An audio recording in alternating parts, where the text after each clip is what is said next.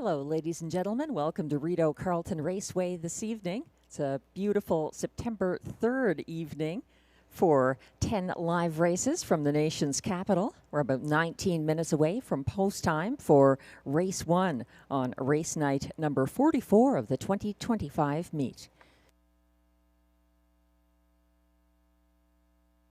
The track condition is fast and skies are clear. A temperature of 27 degrees Celsius or 80 Fahrenheit. Winds are from the northeast, 10 kilometers an hour or 6 miles per hour. Humidity is at 34%.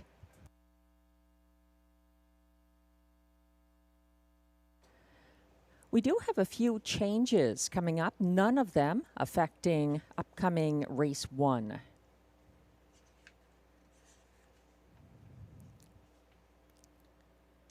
In race 2, there is an equipment change on number 7, Gold Dealer. Gold Dealer removes side rolls. No changes in race 3. We have a scratch in race 4, the preferred handicap trot. Scratch number 2, the Can-Am Banker, a vet scratch, sick. No changes in race 5. One equipment change in race 6. It's on number 3, Sports Activator, going blinkers to blind. No changes in races 7, 8, or 9.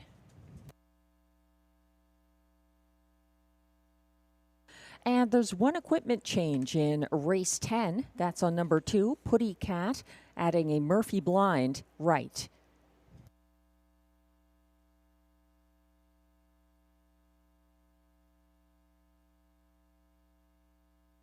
That's all the changes at this time. Many of you tuning in this evening for this Pick 5 carryover that's worth mentioning right at the start of the program.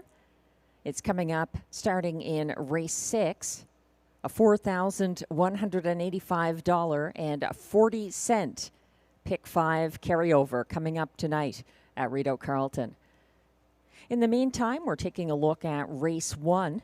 This is a competitive group of young trotters, and the current 7-5 favorite is my top choice as well. Number 6, Mish Charm, who opened up on the front end in a $10,000 stake elimination at Hippodrome 3R on August 24th for driver Pascal Berube. Mish Charm parked first over challenger Chick Chalk Rose en route to the opening quarter and held off a new challenge from Kinder Karina from the half right to the top of the stretch. Mish Charm was beaten in deep stretch by Soleo, but has a strong record for the returning Guy Gagnon.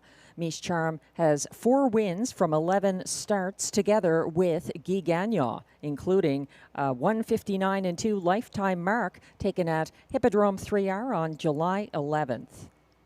7-5 right now on number 6, Mish Charm.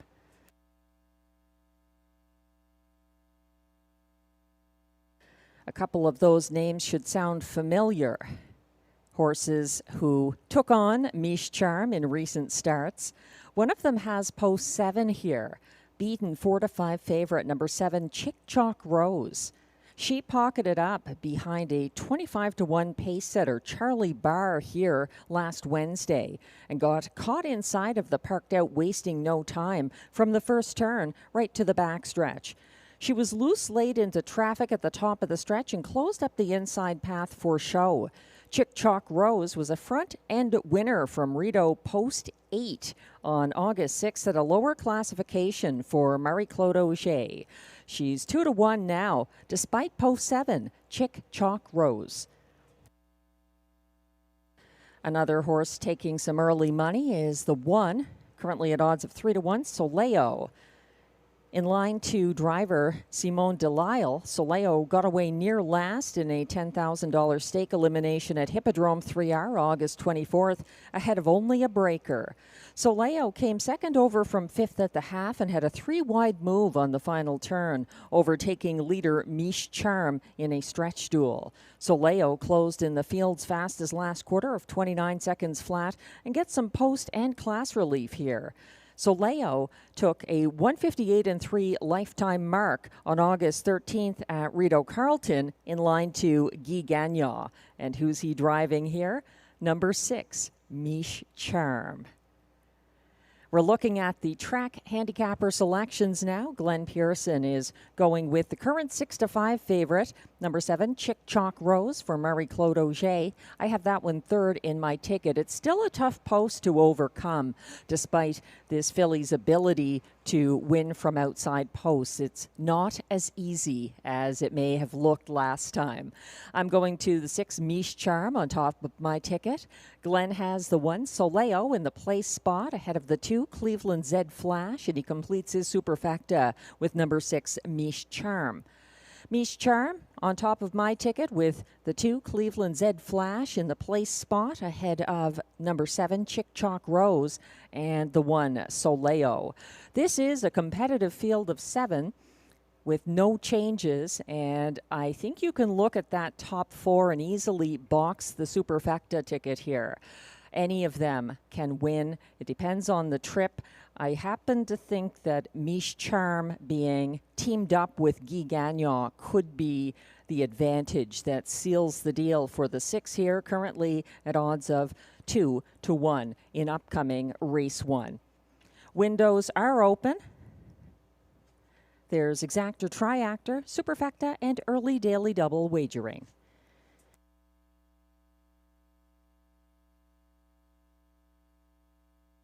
If you're playing the daily double, take note that although there are no changes in race 1 and race 2, there is an equipment change on the 7 Gold Dealer, removing side rolls. No other changes in the early daily double.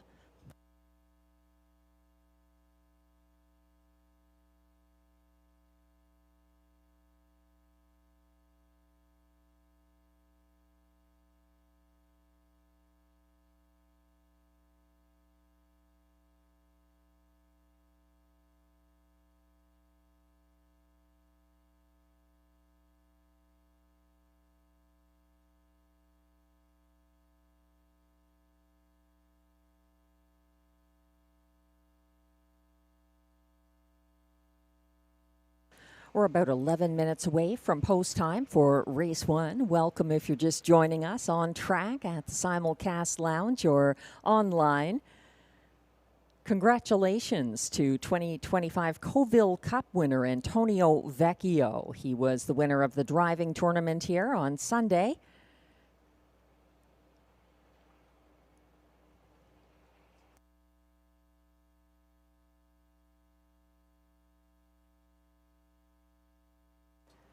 The scoring for this year's Kovville Cup, which consists of multiple dashes, and it's tallied up based on points. Antonio Vecchio came out on top with 75 points. Second was Josh Miller with 67. Michel Legasse was third with 63 points. Then it was Mike Armstrong fourth with 58 points.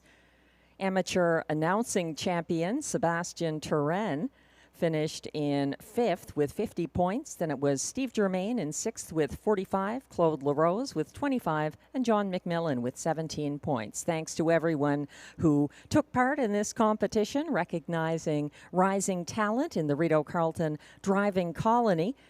The competition was founded in 2007, and it's named after Darrell Kovville, the top driver in Rideau history.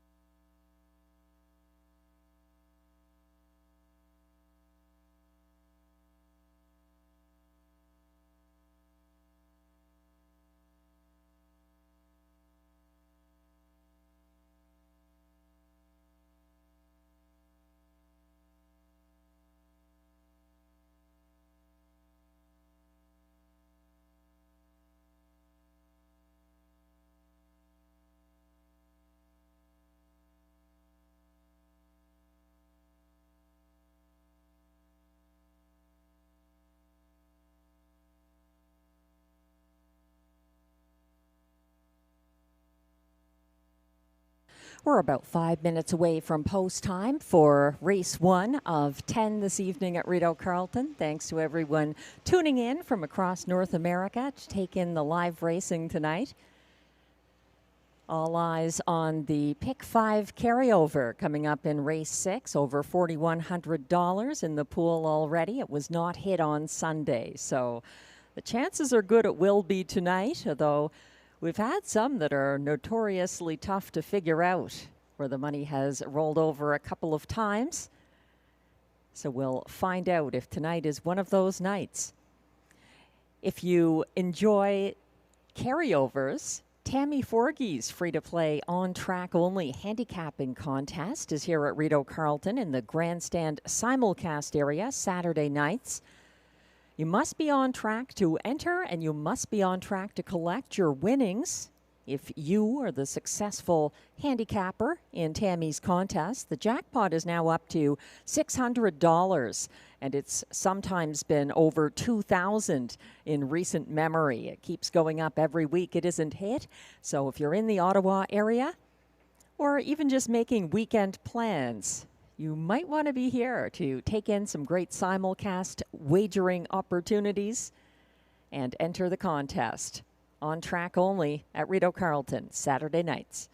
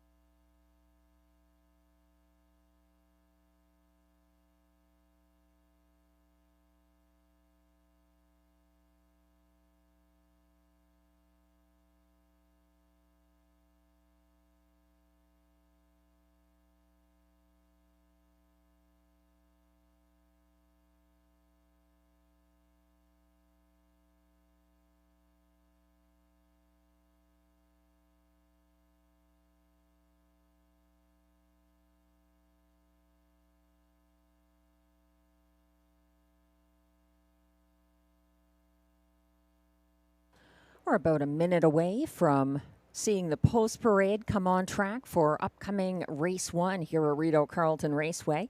Thanks for joining us. The board has been shifting a little, and now Glenn Pearson's top selection is the 4-5 favorite, number 7 Chick Chalk Rose, a 5-time winner this season from 12 starts. 3-year-old Royalty for Life filly doing quite well for her co-owner, breeder, trainer, and driver, Marie-Claude Auger. A beaten 4-5 favorite in her most recent start. She's got a tougher post position here. That's what holds me back from putting her on top of the ticket. She's definitely top 3 material and probably boxer in that exactor with your other choices here. 4-5 favorite, number 7, Chick Chalk Rose.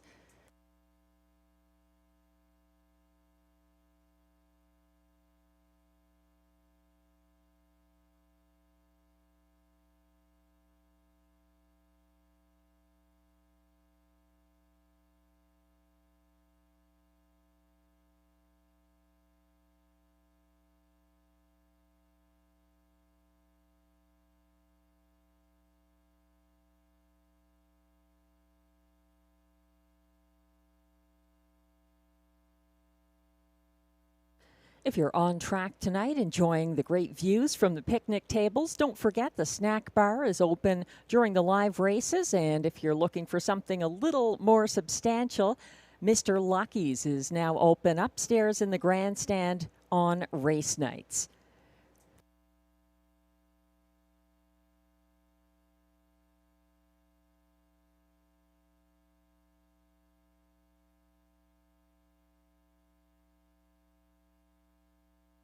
The trotters are coming from the paddock towards the track now for the Race 1 post parade.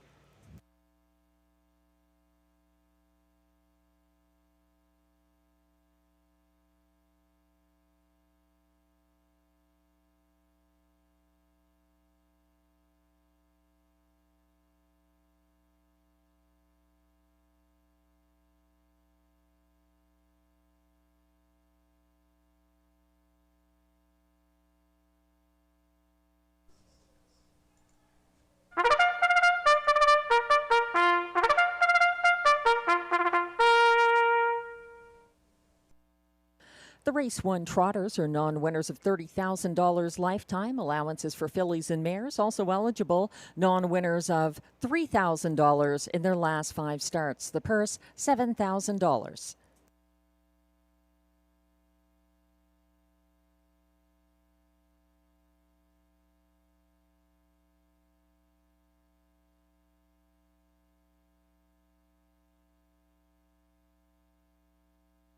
Number 1 is Soleil, owned by Écurie Provocante of Mirabel, Quebec, trained by Maxime Vellet, driven by William Waugh.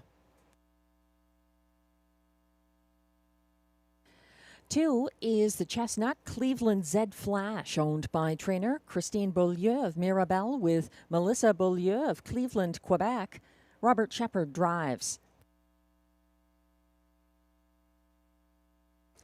3 is Synergy S, owned by driver Sylvain Lacaille of Saint-Paul-de-Joliette, Quebec, trained by Kelly Duval-Lacaille. 4 is Wasting No Time, owned by trainer Yannick Martel of L'Assomption, Quebec, driven by Ryan Guy. 5 is Flash Me Some Green, owned by trainer Benoit Ibert with Leah Rose Laverne, both of Papineauville, Quebec. Pascal Berube drives. 6 is Miche Charm, owned by Dennis and Jeremy Marcotte of Notre-Dame-de-la-Paix, Quebec, trained by Jeremy Marcotte. Guy Gagnon drives. And completing this field from post 7, it's the 8-5 current favorite, Chick Chalk Rose, owned by a numbered Quebec corporation, along with trainer-driver Marie-Claude Auger and Ariane Girard, all of Quebec. That's your field of 7 trotters for upcoming Race 1. No changes. Exactor, Triactor, Superfecta, and early daily double wagering. We're getting a good view of Chick Chalk Rose, the current 2-1 co-favorite, sharing that status with the 1 Soleil. Chick Chalk Rose has an excellent record this year with 5 wins from 12 starts, and she took a mark of 156-3 just 3 starts back here at Rideau Carleton. That was from an inside post position. She's coming back after getting caught in her most recent effort at this track. Chick Chalk Rose ended up in the pocket behind 25-1 long shot Charlie Barr last Wednesday, and when Wasting No Time got parked out, Chick Chalk Rose had no racing room. She had to stay in the pocket. She was loose late and came up the inside path for show. She was a beaten 4-5 favorite last Wednesday, and the bettors are counting on her for a stronger finish tonight. Chick Chalk Rose, 5-2 right now. The board has shifted again. We have a 2-1 favorite from post 2 now.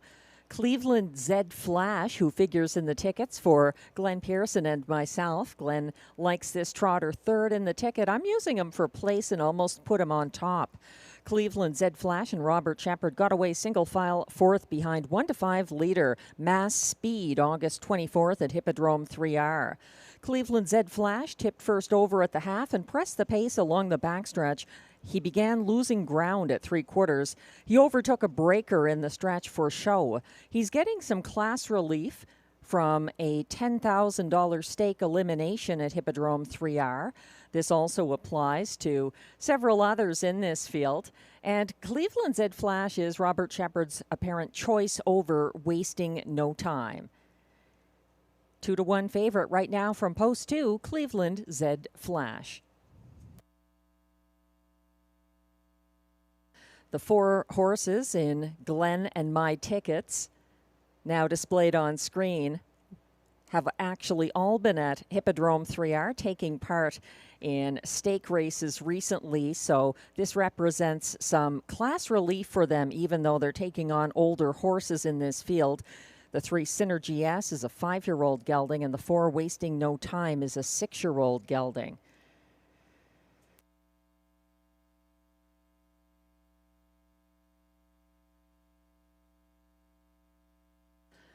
Another reminder, there were no changes in race 1, but if you're playing the early double, take note of the equipment change in race 2 on number 7, Gold Dealer, removing side rolls. No other changes in either of the 2 legs of the early daily double.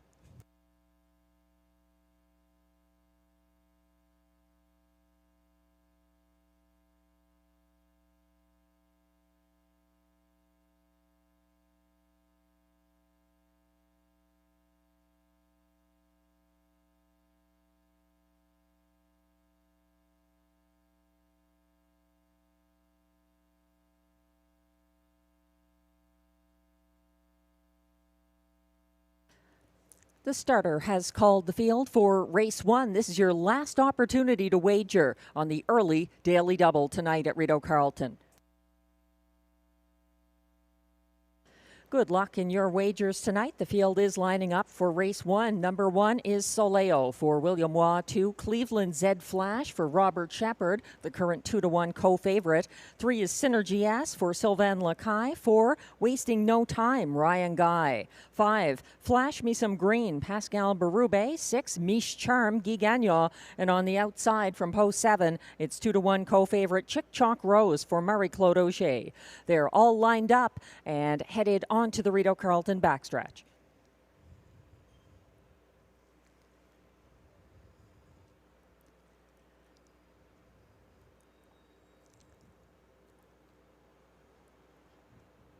They're off and trotting with gate speed from the outside. Flash Me Some Green and Miche Charm both leaving, also accelerating early up the inside. So Leo is going to settle into third behind them, just ahead of Wasting No Time, who's half in, half out. Fourth, ahead of Chick Chalk Rose in fifth. Up front, the earliest battle has been decided. Flash Me Some Green and Pascal Berube taking the lead from Miche Charm and Guy Gagnon, who's back down into the pocket to the 28-4 opening panel. Leading the way down the stretch right now, that's Flash Me Some Green, keeping a length ahead of next closest Miche Charm. Then it's about 2 lengths back to third for Soleo. Racing fourth, Wasting No Time, stepping out first over now and providing cover for second over fifth. Chick Chalk Rose now underway. Also getting out there into the outer flow. Third over from last, Cleveland Zed Flash underway and skimming the pylons, moving up now to gain some ground. Third from last, that's Synergy S. They reach the half in 59-1 and untroubled on the front end, still leading by a length over Miche Charm. It's Flash Me Some Green getting everything his way so far.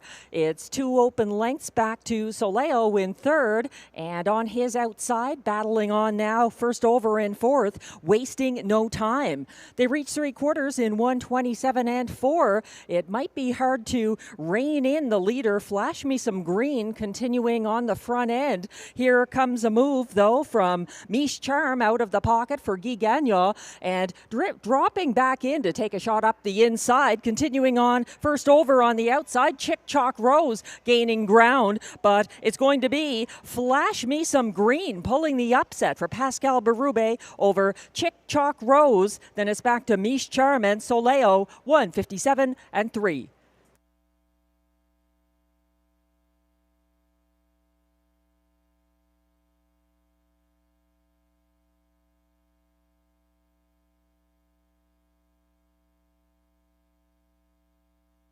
Flash Me Some Green got the perfect front end trip after disappointing his backers in recent efforts.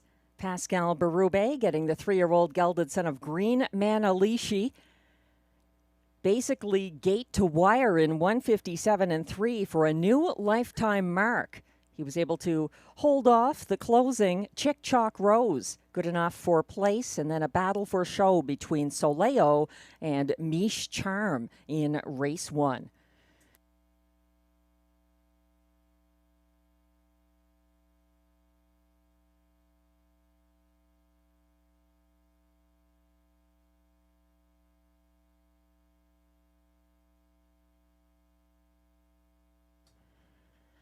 Unofficial top 4 finishers are now posted for race 1 at odds of 25 to 1. Number 5, Flash Me Some Green with a form reversal and a front end win.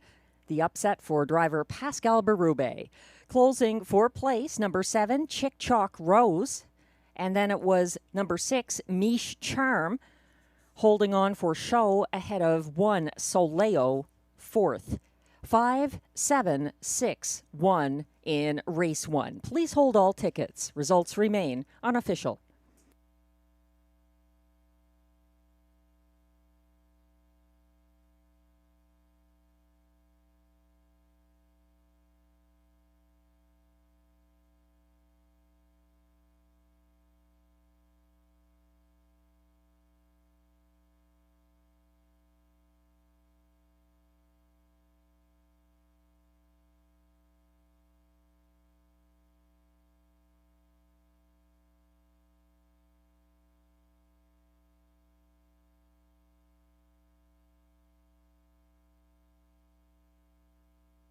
Now coming back to the Rideau Carleton Winner's Circle, unofficial race 1 winner, number 5, Flash Me Some Green, a 3-year-old bay gelding by Green Manalishi out of JL Kahula.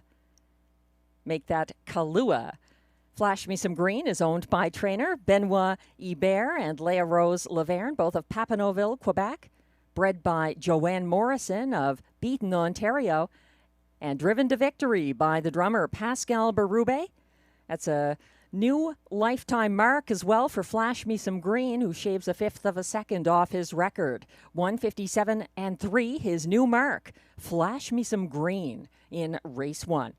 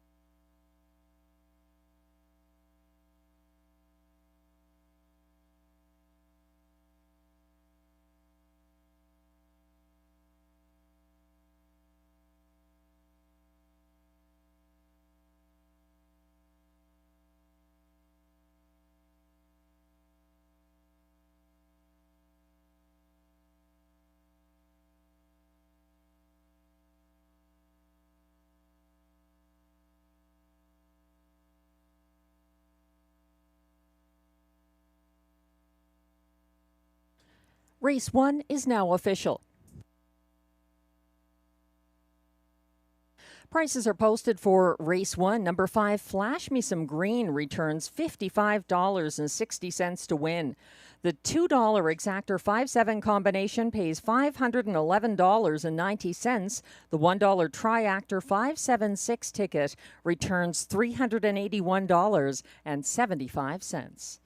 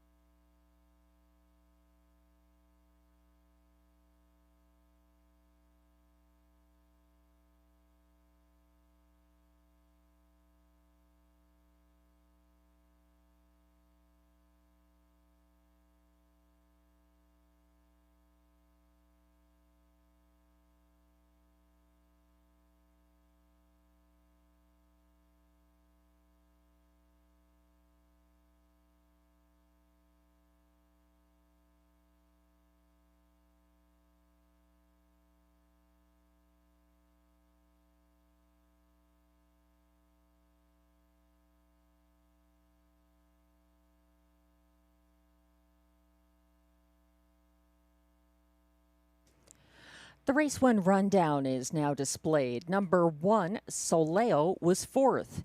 Even money favorite at the last flash. Number 2, Cleveland Z Flash, was 7th. 3, Synergy S, finished 5th. 4, Wasting No Time, 6th. 5, Flash Me Some Green, upset at 25-1 for Pascal Berube. Then it was 6, Miche Charm, holding on for show, and 7, Chick Chalk Rose, closing for place. From the top down, your program should read 4, 7, 5, 6, 1, 3, 2. The fractions 28 and 4, 59 and 1, 127 and 4, 157 and 3. A new lifetime best for Flash Me Some Green. Congratulations.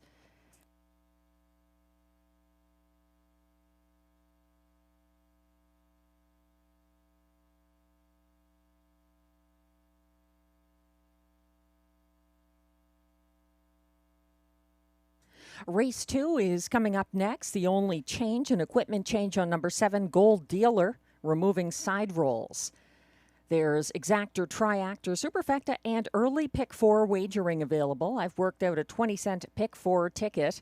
We have some deep fields tonight. It's really hard to reduce the size of the ticket, but I do my best to keep them economical. So here in race 2, going with 3 horses. The 4, Royal Mass, looks very good coming in. A 6-time winner from 9 starts this season, a 4-year-old son of Muscle Mass. Teaming up with Pascal Berube again. A successful formula in race 1 for another winning trotter, Flash Me Some Green. I think the 2, Angelic Sealster, has some upset potential here for Carl Duguay.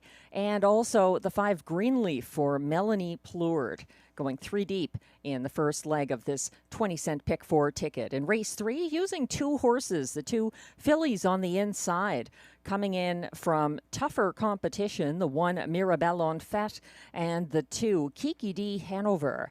Then in race 4, I used 4 horses here. There's a scratch in race 4, the preferred handicap trot. The 2, the Can-Am Banker, is out of that scratch sick. So I've got everybody but Stomper Tom in this leg. I'm using Stormont Cheerio, Tyrone Bowtie, Kanagami Coco, and Rose Run. Why not?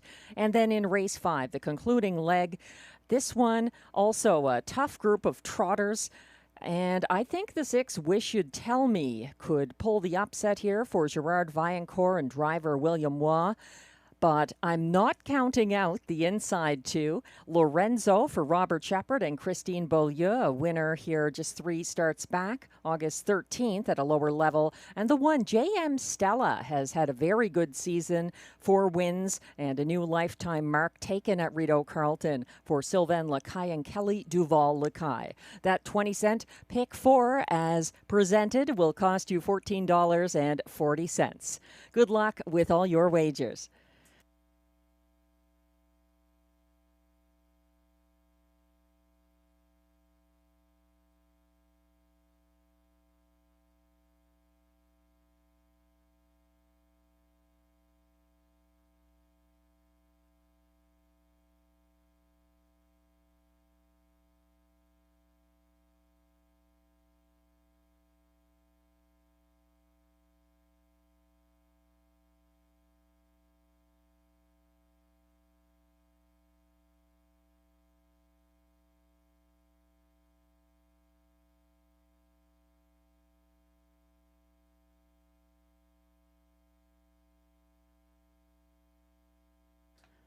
Taking a look at the race 2 field as we're about 3 minutes away from post time. It's another group of trotters, and some of them on the less experienced side, some newcomers to Rideau Carleton as well. My top pick here is number 4, the current 3-5 favorite, Royal Mass, who was caught wide leaving August 20th for Robert Shepard, but quickly settled second over 4th. Royal Mass advanced uncovered into 3rd in front of the grandstand and made front, approaching the second turn. Royal Mass led to the top of the stretch and was overtaken in the shadow of the wire by Soleo. Now, Royal Mass is reunited with Pascal Berube, who drove him to 4 wins in 5 starts at lower classifications this summer.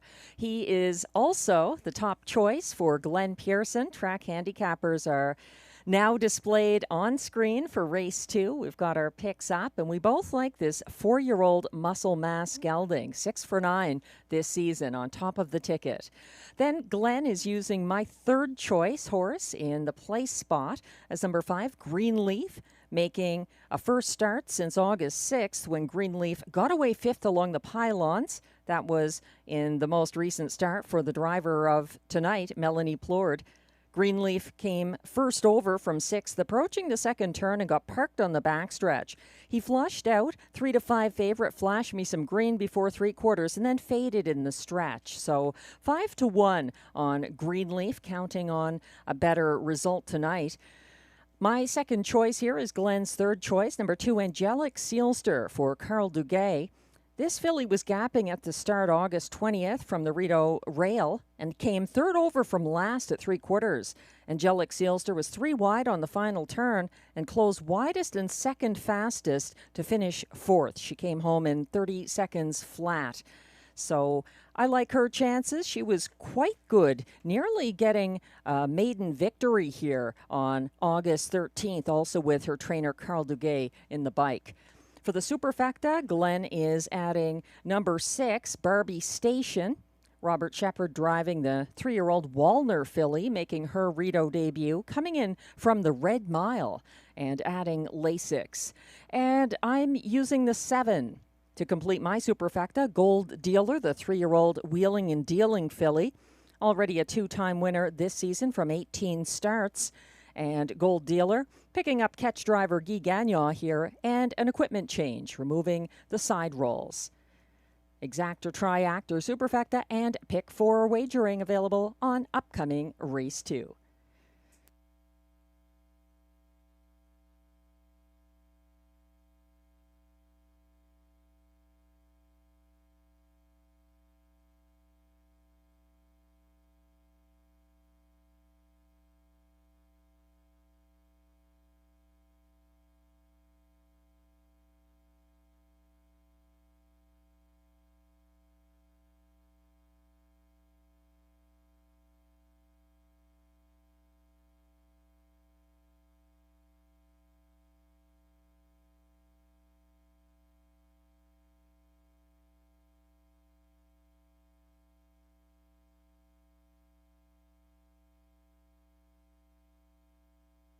The Trotters are coming on track for the race 2 post parade, continuing on as 6-5 favorite number 4, Royal Mass.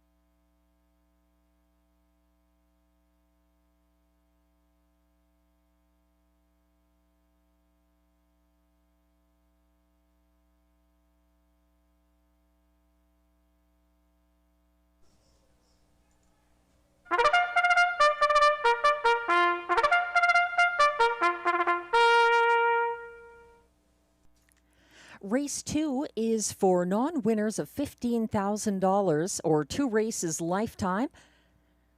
Non-winners of $5,000 or a race lifetime draw inside.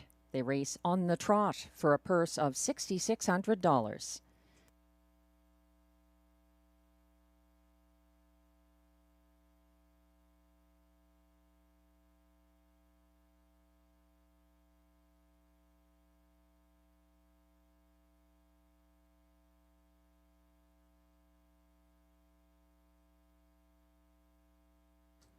Leading the post parade, number 1 is Vista Verde, owned by Jeremy and Denis Marcotte of Notre Dame de la Paix, Quebec. Trained by Jeremy Marcotte, driven by Marie-Claude Auger.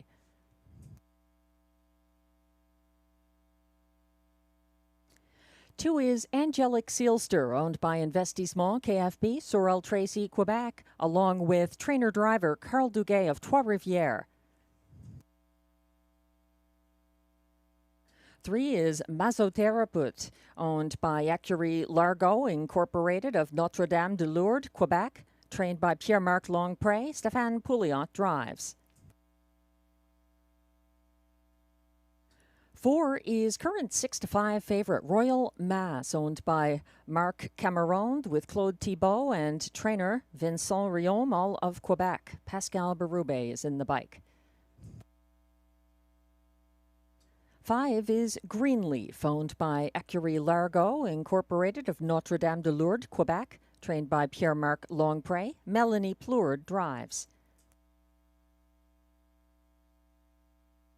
6 is Barbie Station, who adds Lasix. She is owned by Investissement KFB, Sorel Tracy, along with trainer Carl Duguay of Trois-Rivières, Quebec. Robert Shepard drives. Completing the field from post 7, Gold Dealer, owned by Wade and Philippe Toussignon of Cardinal, Ontario, trained by Mike Armstrong. Guy Gagnon drives. And note an equipment change on the 7, Gold Dealer, removing side rolls. That's your field of 7 trotters for upcoming race 2. Exactor, Triactor, Superfecta, and early pick 4 wagering.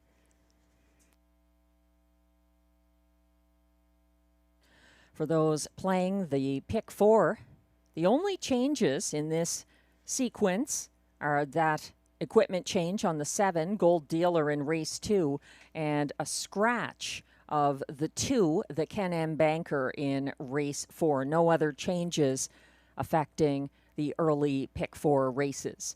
We're getting a good look at Royal Mass, the ongoing favorite, now at odds of 7-5 right now.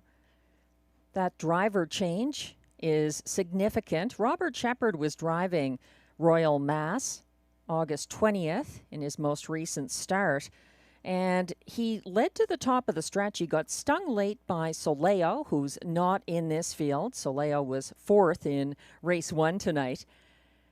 Going back to driver Pascal Berube, Royal Mass looks good here.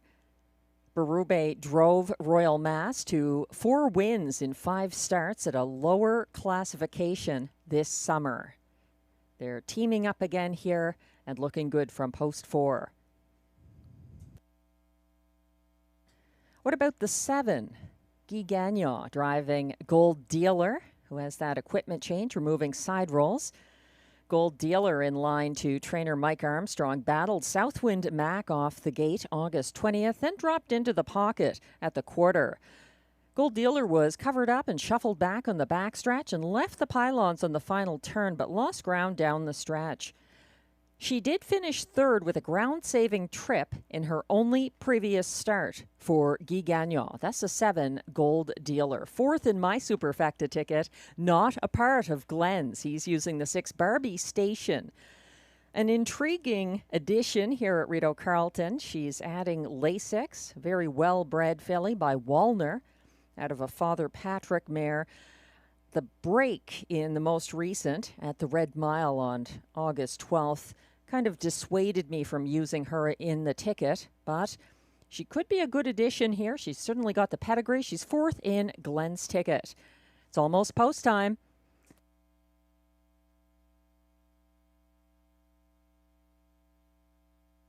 The starter has called the field for race 2. This is your last opportunity to play the early pick 4.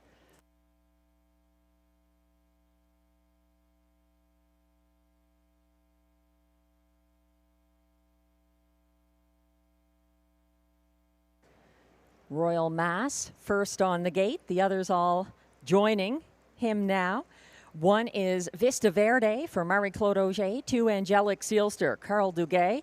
3, Mazoterapeut for Stéphane Pouliot. 4, Royal Mass, the even money favorite for Pascal Berube. 5 is Greenleaf, Melanie Plourde. 6, Barbie Station for Robert Shepard. And on the outside, 7, Gold Dealer, Guy Gagnon. They're on the turn.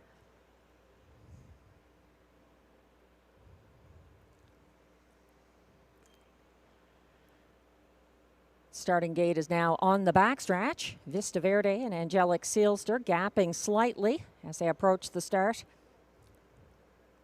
They're off and trotting. The inside pair left behind by a few lengths, but some gate speed showing up early. Greenleaf is battling on to try to make front ahead of Royal Mass, also leaving and now shuffled to 3rd. That's Mazoterapeut. Then it's about 7 lengths back to next closest Barbie Station, following from 4th. In 5th, Gold Dealer, and then it's a wider gap, about 5 lengths back to Vista Verde, and trailing the field, Angelique Seelster. 27-4, a brisk opening quarter. Finally making his way to the front, Royal Mass, landing on the lead for Pascal Berube as they pass the tote board the first time. Sitting the pocket now, that's Mazoterapeut. And then following from 3rd, Greenleaf, tightening up now in 4th, Barbie Station, followed by Gold Dealer, racing 5th as they head around the turn. And now they've reached the half in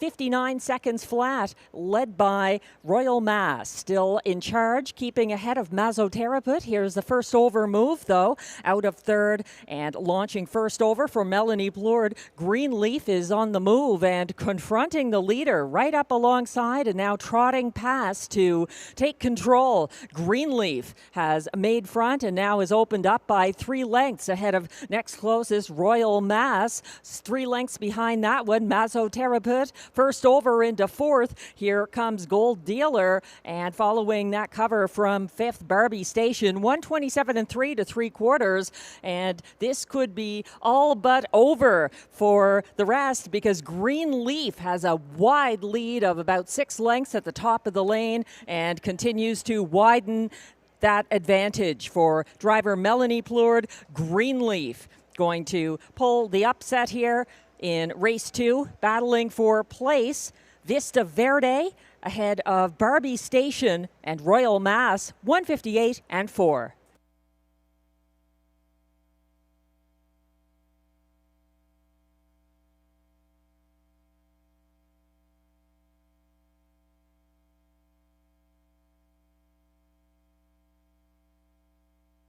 A going away victory for Greenleaf and Melanie Plourde in race 2.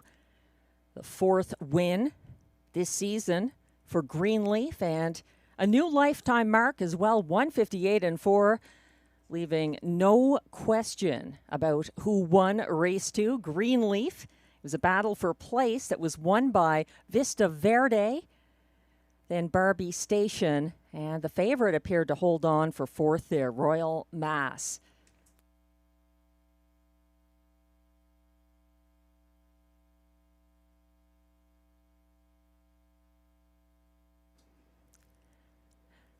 Unofficial top 4 finishers are now shown for race 2 at odds of 3-1. A mild upset for number 5, Greenleaf, and driver Melanie Pleward.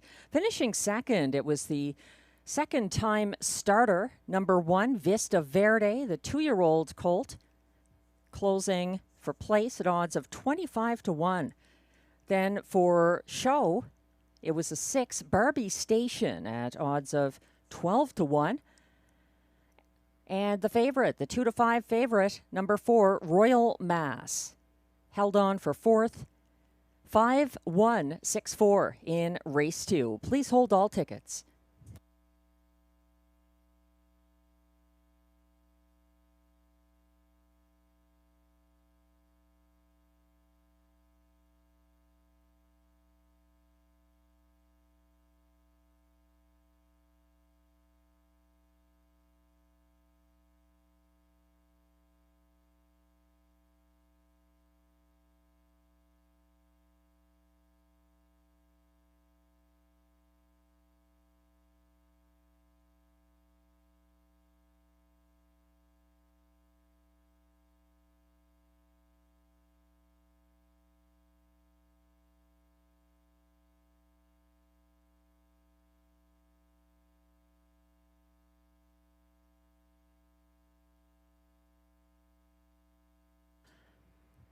A big upset in race 1 tonight with Flash Me Some Green at odds of 25-1, and a mild upset in race 2.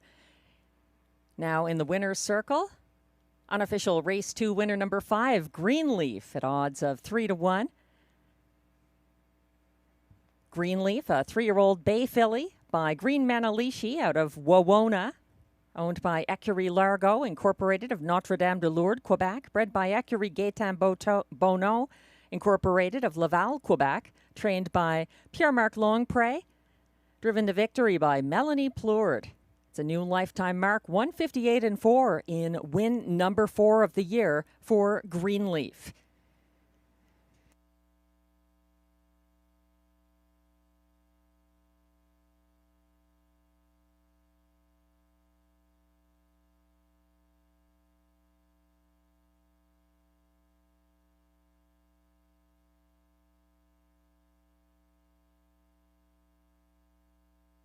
Race 2 is now official.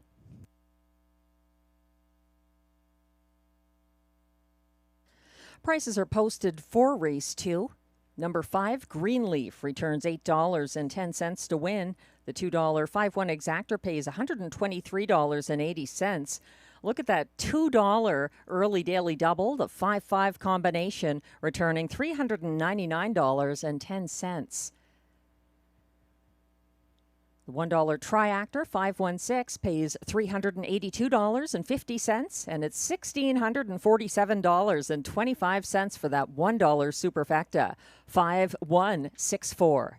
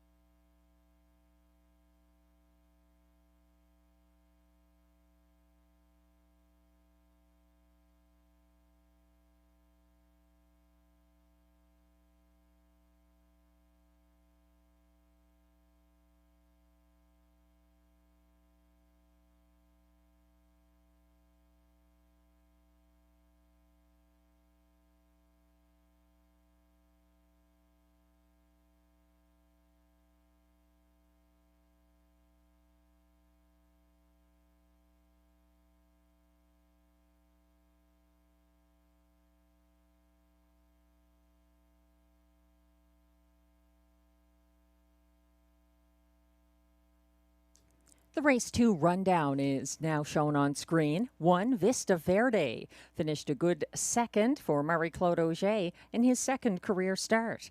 2, Angelic Seelster was 7th. 3, Massothérapeute finished 6th. 2 to 5 favorite number 4, Royal Mass was 4th.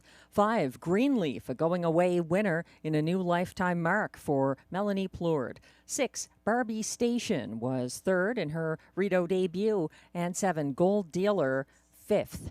From the top down, your program should read 2, 7, 6, 4, 1, 3, 5.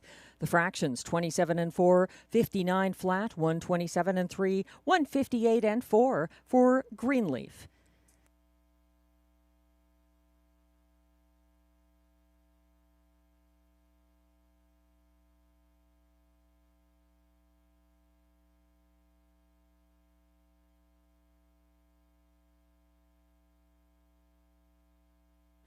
Race 3 is coming up next. And for those of you with the on-track edition of the program, you'll notice National Caretaker Appreciation Day 2025 is mentioned. This is the 8th annual year for the National Caretaker Appreciation Day of Standardbred Canada. And it will be taking place here at Rideau Carleton on Wednesday, September 10th. So next Wednesday. National Caretaker Appreciation Day in the nation's capital, with a special salute to the grooms who get the horses ready to race and take care of them after the race and help them through their weeks. So we're looking at race 3 now from a handicapping perspective. Glenn and I both have our picks posted. He's going to the 4, the current 1 to 5 favorite, D.A. Let's Boogie, for Robert Shepard and Catherine Girard. Coming off a good win, there was a shoeing change there on August 27th. D.A. Let's Boogie was able to hold off Caviart Seacrest in a new lifetime mark of 153 and 2. So he's getting a lot of respect here. Glenn is looking to the 7, Caviart Seacrest, in the place spot for Guy Gagnon and Mandy Archer. This was the horse who finished second to D.A. Let's Boogie in that August 27th start. He was closing late and came home in 27 and 2. Couldn't quite catch D.A. Let's Boogie. Then in the show spot, Glenn is using the 3, You Wait, I'll Go First, for Ryan Guy and Luc Loyer, the 3-year-old Shadow Play gelding, a 4-time winner this season, as recently as August 24th at this track for the visiting James McDonald. And then in the 4th spot in his superfecta, he's got number 5, Misher Panic, for Pascal Berube and Danielle Martin, a 3-year-old gelded son of Control the Moment, with 3 wins this season and a going away victory on August 24th in a stake race at Hippodrome 3R. I think the fillies on the inside are seriously overlooked here. The 1, Mirabelle en Fête, a 3-year-old daughter of Leader Bayama, has been racing tough and now makes her Rideau debut. And the 2, Kiki D. Hanover, returning after a qualifier on August 29th at Hippodrome 3R. She was a winner of that over a good group of pacers, actually. So she's been racing at Woodbine Mohawk Park and was coming back after being scratch sick July 25th. This is her comeback start for Kiki D. Hanover. And then I'm going to the 5, Misher Panic, in the show spot, and the 7, Caviart Seacrest, to complete my superfecta. These early races have been tough with the younger horses here tonight, so use your own discretion. Look at them on the track. Check out the stats, and good luck with your wagers, because we always need that. There are no changes in upcoming race 3, which has exactor, triactor, superfecta, and pick 3 wagering.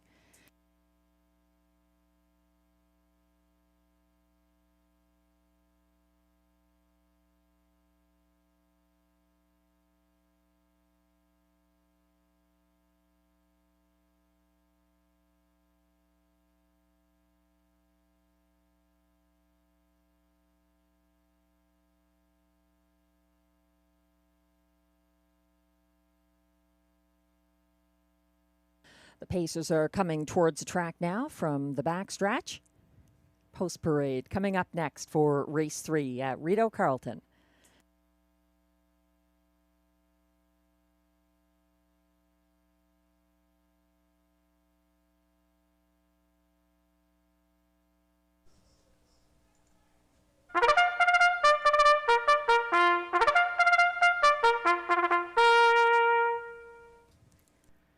The race 3 Pacers are now coming on track for the post parade. They're non-winners of $20,000 lifetime. Allowances for fillies and mares also eligible. $20,000 claimers who are non-winners of $35,000 lifetime. The purse, $6,800.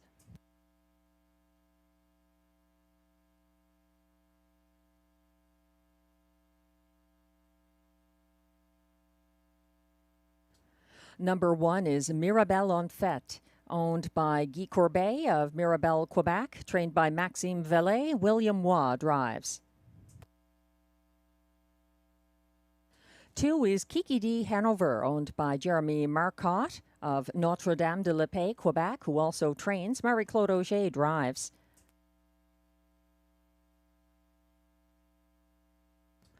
3 is You Wait, I'll Go First, owned by Pierre Piedalou of Saint-Alexandre, Quebec, trained by Luc Loyer. Ryan Guy is in the bike.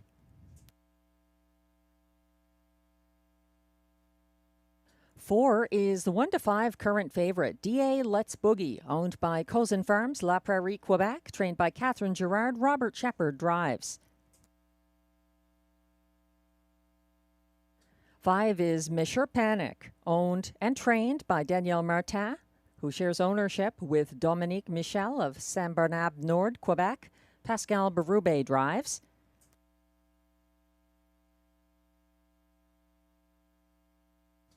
6 is Surratt Hanover, owned by trainer Denis Maisonneuve of Gatineau, Quebec. Stéphane Pouliot does the driving.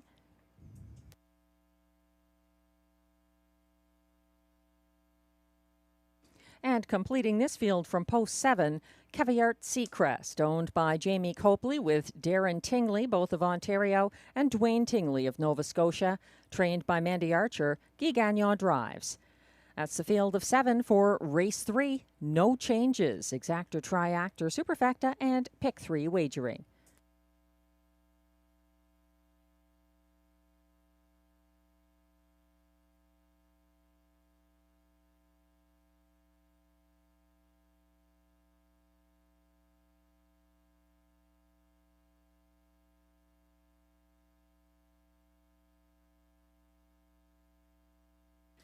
We're getting a look at D.A. Let's Boogie, the 1-5 favorite. He was impressive on August 27th here with that one-length victory for Robert Shepard. He was a beaten favorite who was second in his August 17th start here. And the horse who beat him on the 17th is part of this field, but with a tougher post. That's the 7, Caviart Seacrest, currently at odds of 3-1. D.A. Let's Boogie, a 4-time winner this season, and never faster than his most recent start, 1:53-2.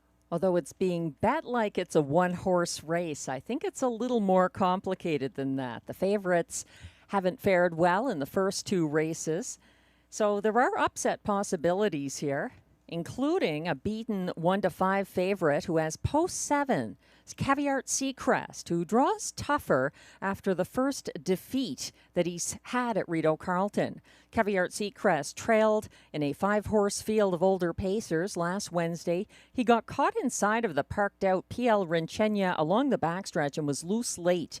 He followed the winner, D.A. Let's Boogie, down the stretch for place, coming home in the cards fastest last quarter of 27-2. He's 8-5 right now, and that's Caviart Seacrest from post 7.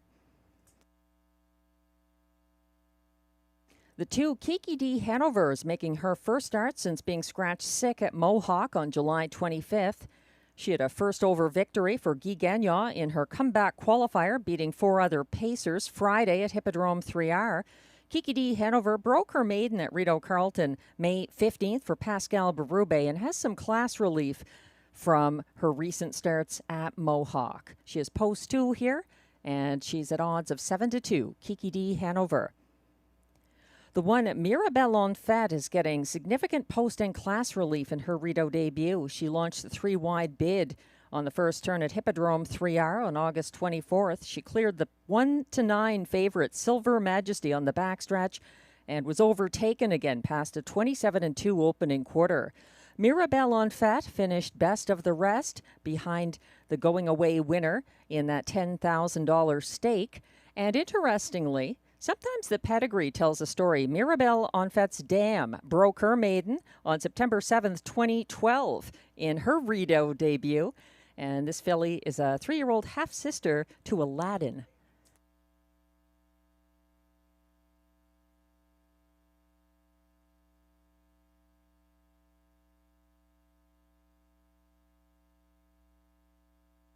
The starter has called the field for race 3.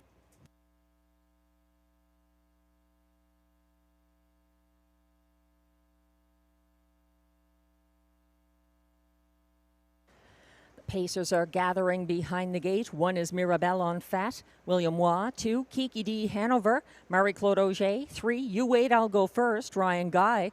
4, D.A. Let's Boogie. Robert Shepard. 5, Monsieur Panic. Pascal Berube. 6, Surat Hanover. Stéphane Pouliot. And on the outside, 7, Caviart Seacrest. Guy Gagnon.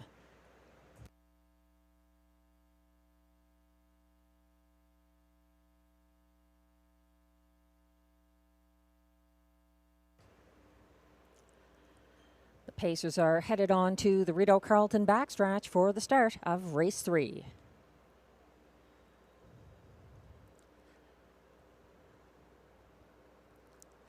They're off and pacing. Mirabelle en Fête leaving from the inside for William Waugh. And there's also 3 high gate speed coming from Caviart Seacrest in line to Guy Gagnon. He's pushing his way into second now ahead of Kiki D. Hanover, who sits third along the pylons. And it's a gap of about 3 open lengths back to fourth place. You Wait, I'll Go First. And behind him, it's D.A. Let's Boogie en route to a 26-4 first panel. Up front, a battle already with Caviart Seacrest now moving to the front. He's circled Mirabelle en Fête, who now sits the pocket under tight lines for William Waugh.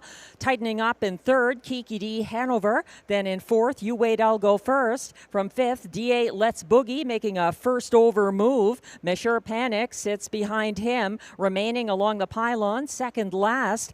And following this field from the back, it's Surat Hanover. They reach the half in 57-1, and up front leading the way, Caviart Seacrest in a leisurely lead ahead of Mirabelle en Fête, sitting the pocket. Here comes the first over move from D.A. Let's Boogie, drawing alongside the leader, Caviart Seacrest. They are now 1-2. Caviart Seacrest leading the way, sitting on the outside. First over in second, D.A. Let's Boogie. From third, it's Mirabelle en Fête. And coming, at the back of the field, that's You Wait, I'll Go First, dropping out of contention. They went by 3/4, 1:25-1.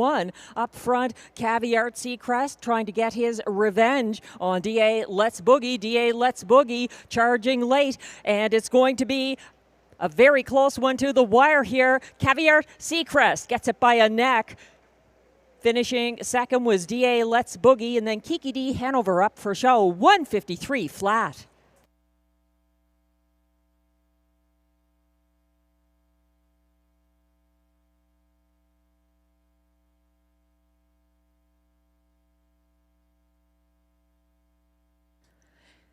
The favorites are not reaching the winner's circle in 3 races so far tonight. Caviart Seacrest got his revenge on D.A. Let's Boogie in the stretch drive, holding him off to the wire by a neck in a 153 victory. The others were far back. Kiki D. Hanover, best of the rest, closing for show in race 3.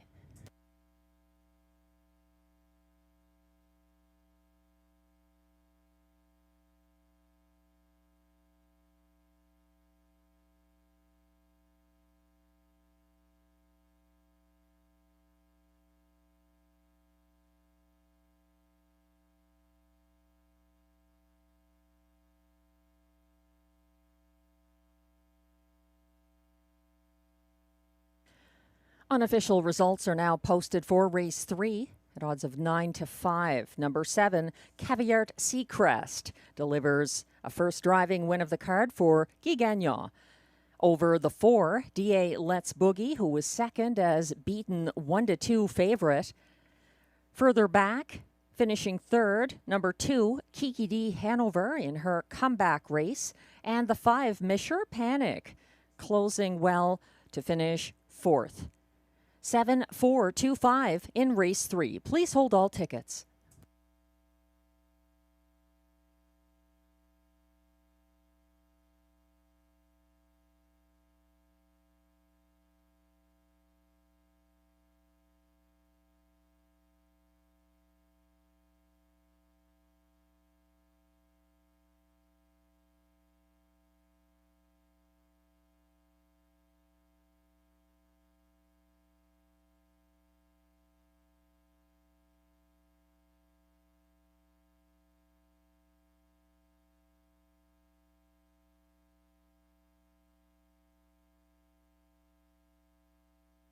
Now returning to the Rideau Carleton Winners Circle. Unofficial race 3 winner, number 7, Caviart Seacrest. A 3-year-old bay colt by Tall Dark Stranger out of Caviart Sailor. He's owned by Jamie Copley and Darren Tingley of Ontario, with Dwayne Tingley of Nova Scotia. Bred by Caviart Farms of Virginia. Trained by Mandy Archer. And driven to victory by Guy Gagnon in a new lifetime mark of 153 flat. Congratulations to the connections of Caviart Seacrest.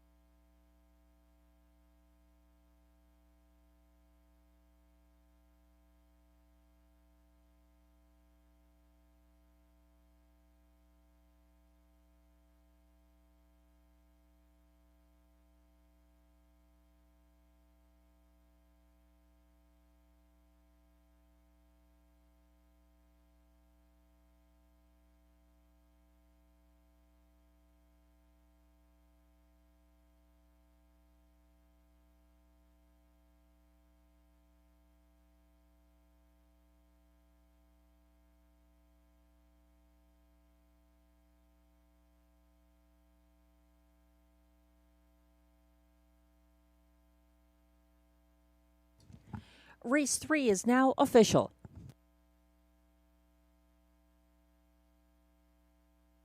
Prices are posted for race 3, where number 7, Caviart Seacrest, returns $5.60 to win. The $2.74 exactor pays $12.10. It's $23.10 for the 742 $1 triactor, and the $1 superfecta 7425 pays $75.90.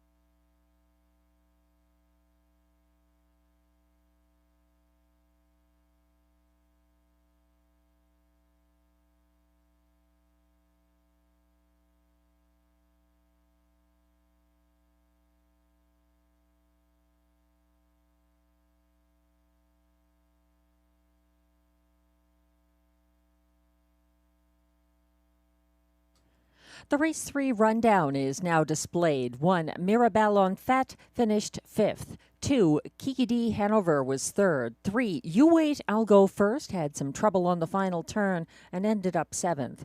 1 to 2 favorite number 4, DA Let's Boogie was 2nd. 5, Monsieur Panic closed for 4th. 6, Surratt Hanover was 6th. And 7, Caviart Seacrest got his win streak going again. This time for Guy Gagnon as 9 to 5 second choice in a new lifetime mark. From the top down, your program should read 5, 3, 7, 2, 4, 6, 1. The fractions 26 and 4, 57 and 1, 125 and 1, 153 flat. A new lifetime mark for Caviart Seacrest.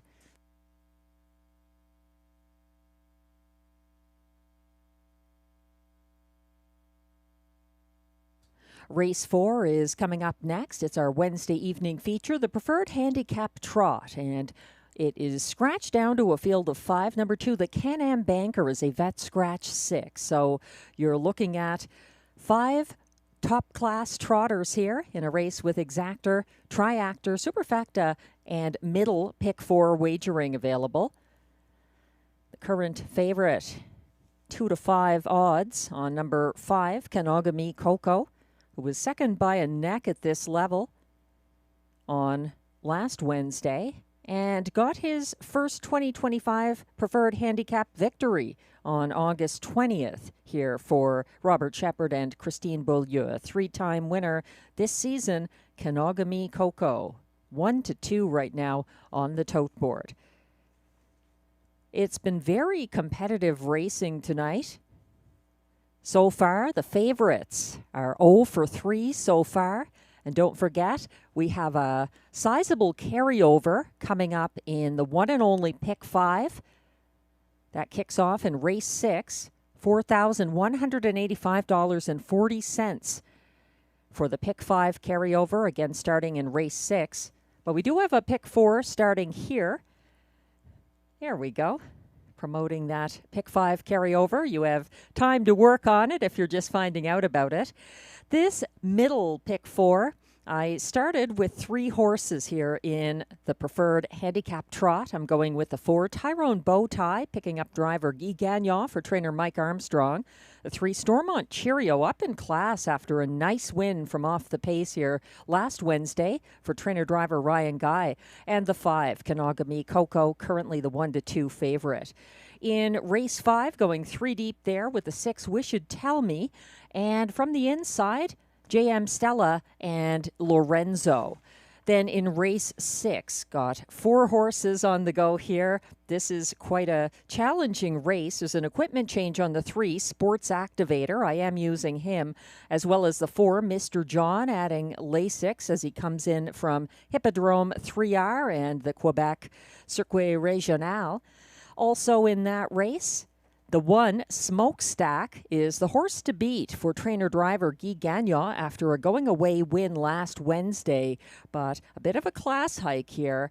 And Cyclone Joe nearly overcame post 8 in his most recent start. He was a good second behind Smokestack, so that's why I'm 4 deep in race 6. And then going to race 7, the concluding leg, Cadillac has been knocking on the door for a win. Stefan Pouliot gets the drive this time, and he's my top pick there. But I'm also using the 4, Donna Tover, closing impressively for Mike Healy in a couple of starts from post 7. He's finally got the post relief he needs. And the 3, Mask of Zorro, a going away winner at a slightly lower level here last Wednesday for Robert Shepard and Benoit Hebert. That's a $16.20 pick 4 ticket as displayed. Good luck in your selections.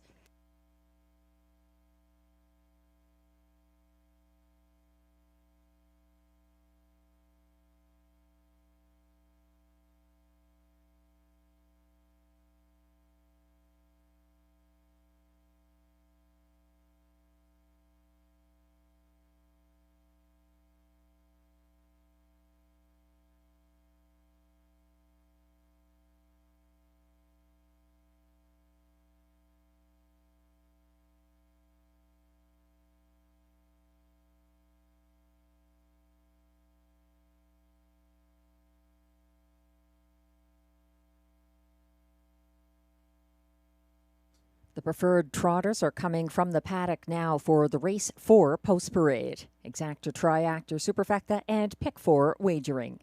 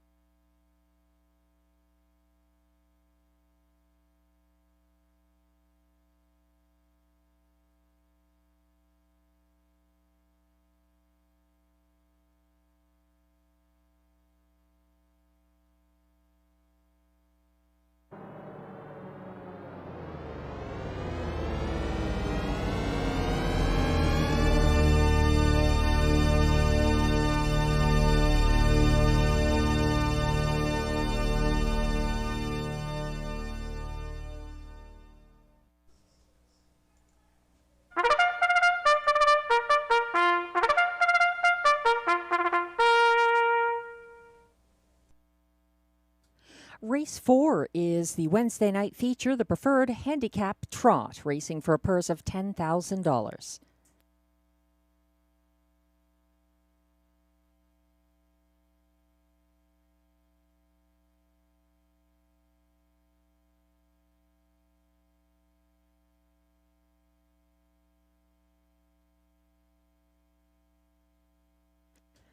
Leading the post parade, number 1, Stomper Tom, owned by Wade and Philippe Toussaint of Cardinal, Ontario, trained by Mike Armstrong. Marie-Claude Auger drives.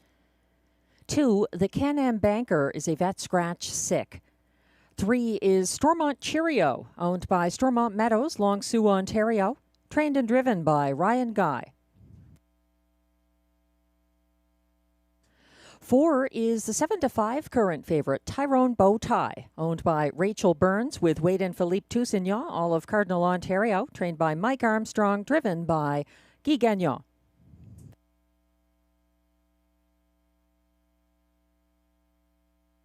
5 is Kenogami Coco, owned by Marie-Claude Reed with Mario Menard of Montreal, trained by Christine Beaulieu and driven by Robert Shepard.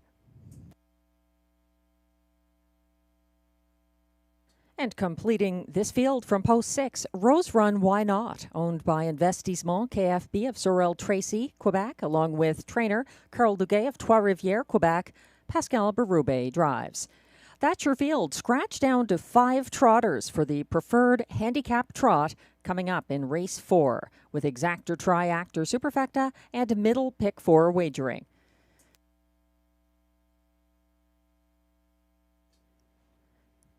It's a small but competitive group here.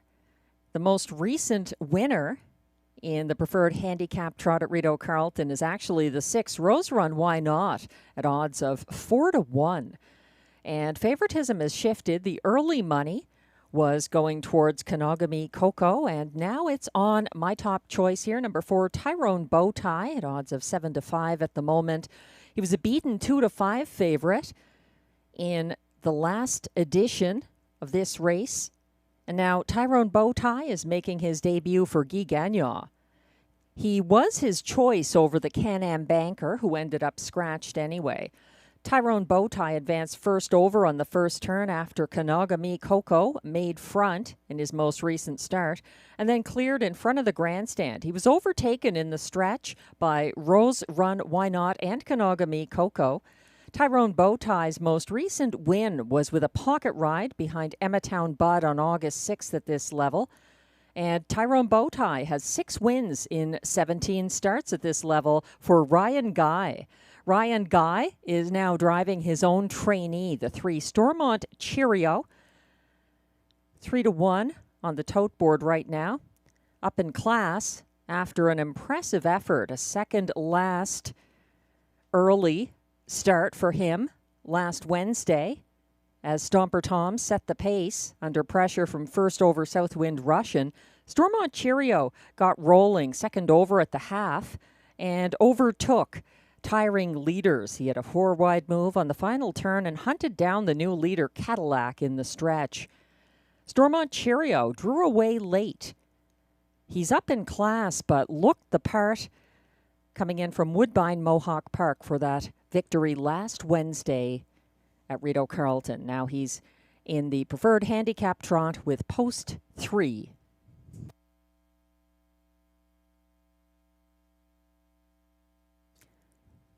We're looking at the track handicapper selections for race 4. Glenn Pearson has the 5 on top, Kenogami Coco.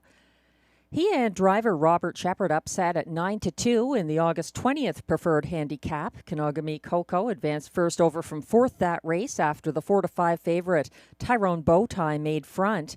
Kenogami Coco cleared in front of the grandstand and parked the Can-Am Banker along the backstretch. He held off a fast-closing Tyrone Bowtie in a late duel. Speaking of late, you don't want to be late to get your pick 4 in.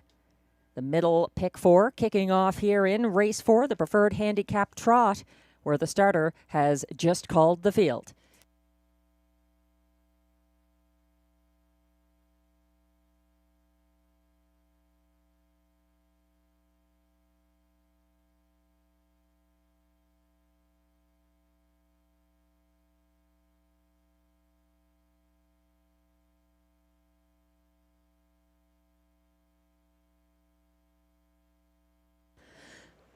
Still time to wager on race 4, the first leg of our middle pick 4 tonight. They're lining up now.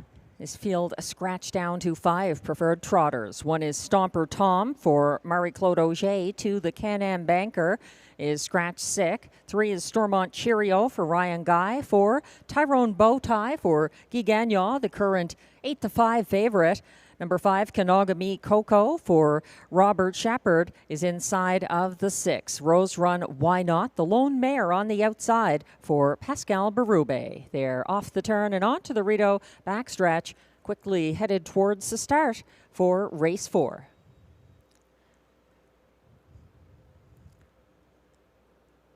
They're off and trotting, and it's a very even start for all except Stormont Cheerio, being taken to the back of the field early. Up front, sticking a neck in front, Kenogami Coco moving on for Robert Shepard to land ahead of Tyrone Bowtie, who sits a length back in second. Then it's about 2 lengths to third place Stomper Tom, followed a couple of lengths back in fourth by Stormont Cheerio, trailing the field to the opening quarter. Rose Run Why Not? They're single file past a 28-1 opening quarter, led by the pace-setting Kenogami Coco, keeping a length ahead of Tyrone Bowtie, content in the pocket for now.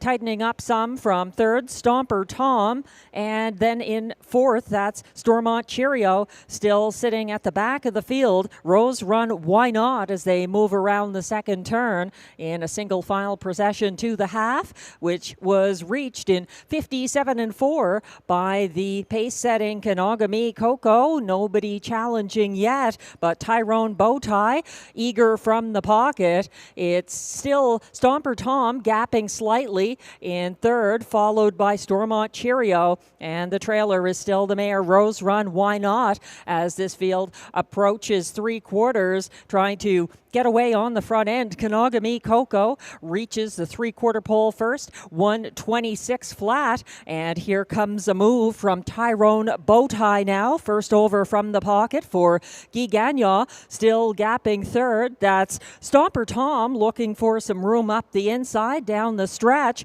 It's a 2-horse battle up front though. Tyrone Bowtie turning it on and putting away Kenogami Coco, surging late. Look up the inside for Stormont Cheerio, but it's going to be Tyrone Bowtie getting the win over Stormont Cheerio, and Kenogami Coco third, 1:55-1.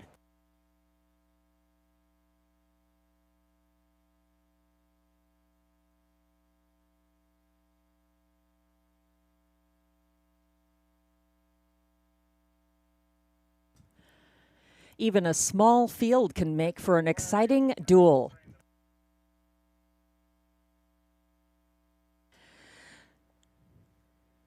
Tyrone Bowtie and Guy Gagnon able to catch Kenogami Coco in the final strides.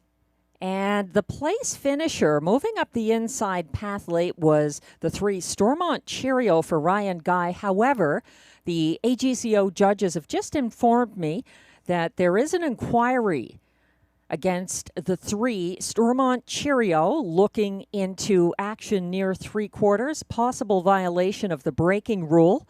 So we'll have to see what the judges have to say. They're reviewing footage from the race and speaking with the drivers. So again, that inquiry pertains to the show. Make that the place finisher here, unofficially, number 3, Stormont Cheerio.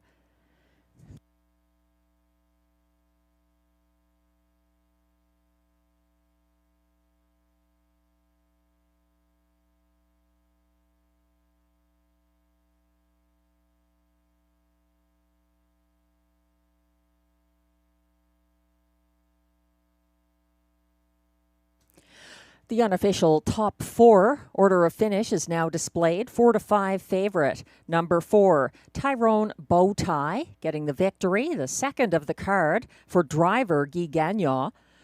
Closing up the inside path for place, but the subject of an inquiry pertaining to action near 3/4 and a possible violation of the braking rules. That's number 3, Stormont Cheerio, ahead of the 5, Kenogami Coco, who was third, and 1 Stomper Tom, fourth at 20-1 odds. 4-3-5-1 unofficially in race 4. Please hold all tickets. Now entering the Rideau Carleton winner's circle, a very familiar place to him. It's unofficial race 4 winner, number 4, Tyrone Bowtie. A 5-year-old bay gelding by looks like a Chippendale out of Risk Seeker, owned by Rachel Burns with Wade and Philippe Toussaint, all of Cardinal, Ontario. Tyrone Bowtie was bred by Cynthia Graham and William Wolfrey of Ontario, trained by Mike Armstrong, and Guy Gagnon gets the driving win with Tyrone Bowtie in their first race together. That's win number 8 this year for Tyrone Bowtie. Congratulations.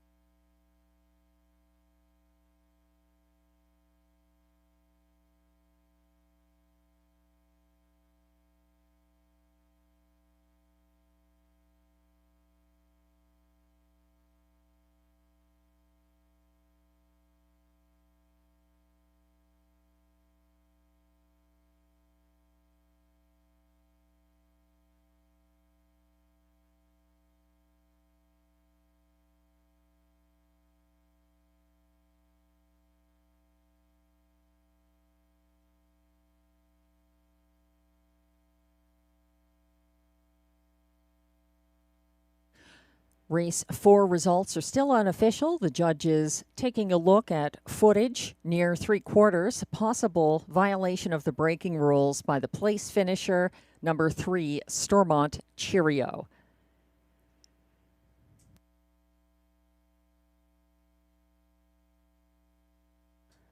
Now on screen, we're getting a look at the 3, Stormont Cheerio, on a slight break there and taken to the inside. The judges will make their ruling on that shortly. Number 3, Stormont Cheerio. Closing up the inside for place.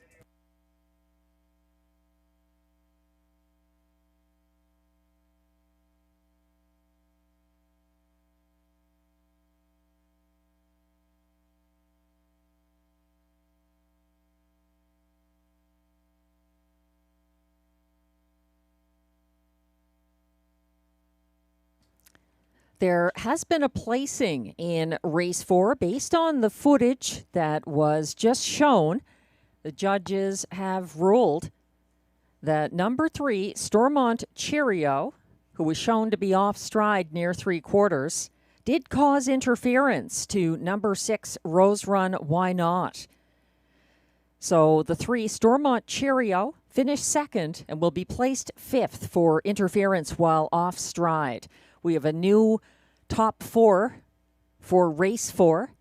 The new order is 4-5-1-6. 4-5-1-6 in race 4.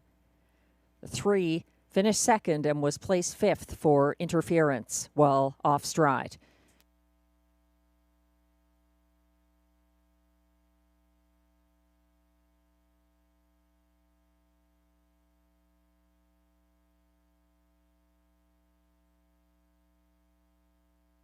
Race 4 is now official.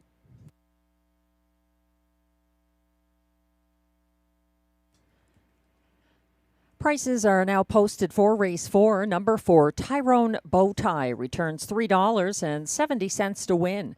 The $2.45 exactor pays $9.60. It's $32.85 for the $1 triactor, 451, and the $1 superfecta, 4516, pays $59.25.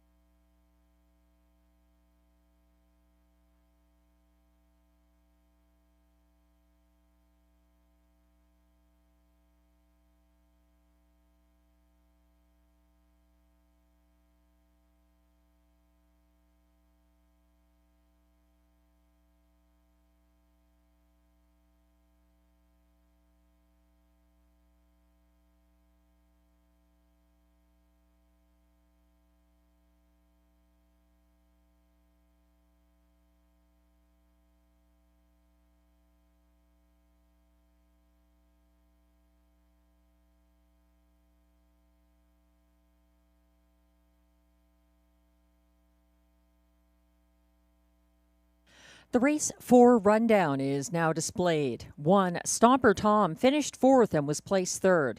2, the Can-Am Banker was a vet scratch sick. 3, Stormont Cheerio was 2nd, placed 5th for causing interference to the 6 while off stride near 3/4. 4 to 5 favorite, number 4, Tyrone Bowtie, the race winner for Guy Gagnon. 5, Kenogami Coco was 3rd, placed 2nd. And 6, Rose Run Why Not finished 5th and was placed 4th. From the top down, your program should read 4P3, scratch, 2P5, 1, 3P2, 5P4. The fractions 28 and 1, 57 and 4, 126 flat, 155 and 1. Tyrone Bowtie.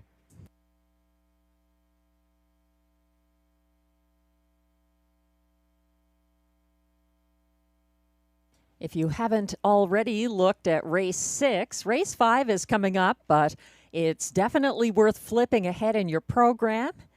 We have a carryover in the pick 5 coming up in race 6 of $4,185.40.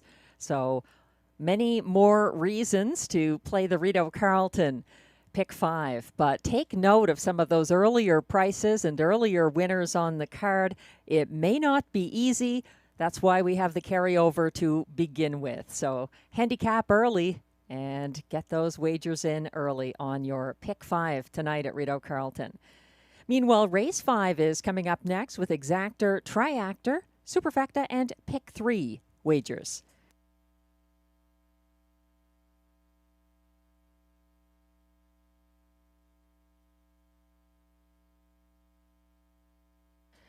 This is another very competitive field. It's hard to match them up sometimes. You have horses coming in from different tracks, different backgrounds, some of them off a layoff. So you're trying to piece together your choices, trying to even the playing field of a horse who, say, was racing at Woodbine Mohawk Park versus one who was racing at Hippodrome 3R. So that's the kind of field we have in race 5. Glenn Pearson going to a Rideau Carleton-based trotter, the 5, Southwind Russian, who gets serious post relief here after a parked out trip, a game first over effort last Wednesday for trainer driver Stefan Pouliot. At his best, this is actually a horse who fits the preferred handicap trot here. He's had some issues with braking. He's been excellent on August 20th, for example, when he makes front. So he's definitely one to use here if you're playing any of these wagers. Maybe not on top of the ticket necessarily, unless you're combining him with some other horses as an insurance policy. He's 3-1 right now, number 5, Southwind Russian. I've got him 4th in my ticket. I think the 6, Wish You'd Tell Me, currently at odds of 5-1, is an upset possibility here for William Waugh. 2 wins this season, and he tends to get them when he's at a price. Glenn and I both have the 2, Lorenzo, in the place spot. He might be better than that, too. He's a 6-5 current favorite. And then Glenn goes to the 3, Armstead Fireball, to complete his triactor, and the 1, JM Stella, to complete the superfecta. I've got Stella in the show spot ahead of Southwind Russian. Who do you like? Race 5, Post Parade, coming up shortly.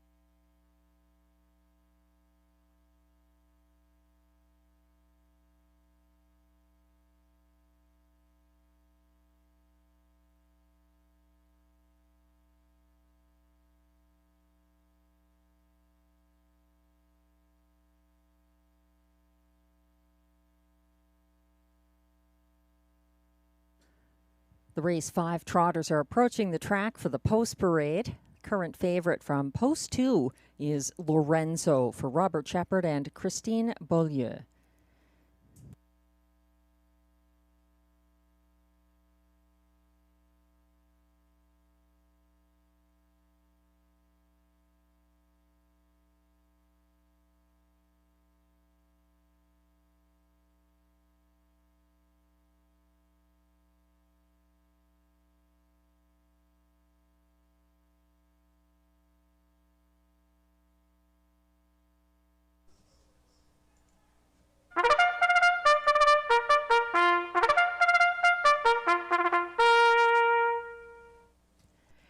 Here come the race 5 trotters for the post parade. They are non-winners of $55,000 lifetime, also eligible non-winners of $5,000 in their last 5 starts or $900 per start in 2025. Allowances for fillies and mares. The purse is $7,800.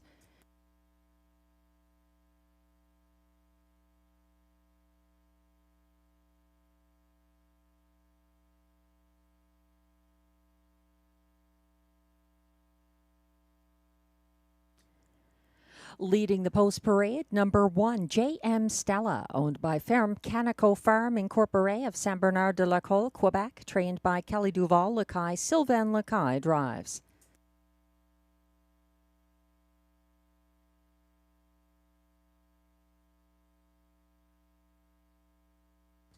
Two is the 3-2 current favorite Lorenzo, owned by Écurie Martin Bedard of Lévis with Mario Lachance of Saint-Augustin of Quebec, trained by Christine Beaulieu and driven by Robert Shepard. 3 is Armstead Fireball, owned by the Ottawa Valley Racing Stable 3 of Dunrobin, Ontario, trained by James Armitage. Marie-Claude O'Shea drives. 4 is H.P. Lucas, owned by Claude Hamel with Danielle Fournier-Levesque of Quebec, trained by Danielle Martin and Pascal Berube drives. 5 is Southwind Russian, owned by a numbered Quebec corporation of Gloucester, Ontario, trained and driven by Stéphane Pouliot. Completing this field of 6 from post 6, Wish You'd Tell Me, owned by trainer Gerard Vaillancourt of Kemptville, Ontario. William Waugh is in the sulky. That's your field of 6 for upcoming race 5. No changes, exactor, triactor, superfecta, and pick 3 wagering.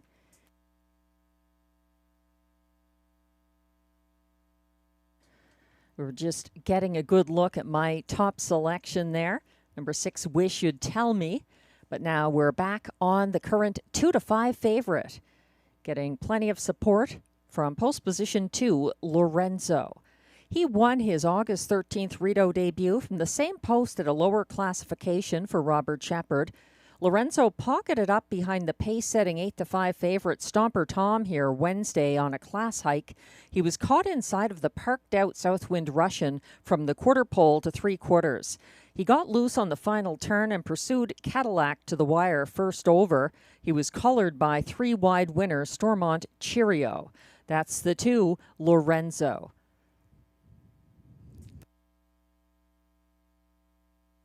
Some others to think about here include the 1, J.M. Stella. She and Sylvain Lacaille won at this level August 6th in a pocket ride behind Wish You'd Tell Me. J.M. Stella was gapping 5th along the pylons as the top 4 battled around the first turn and then tightened up on the second turn. She had a 3-wide move to follow Cadillac approaching 3/4 and got circled by 4-wide winner Stormont Cheerio at the top of the stretch in her latest start.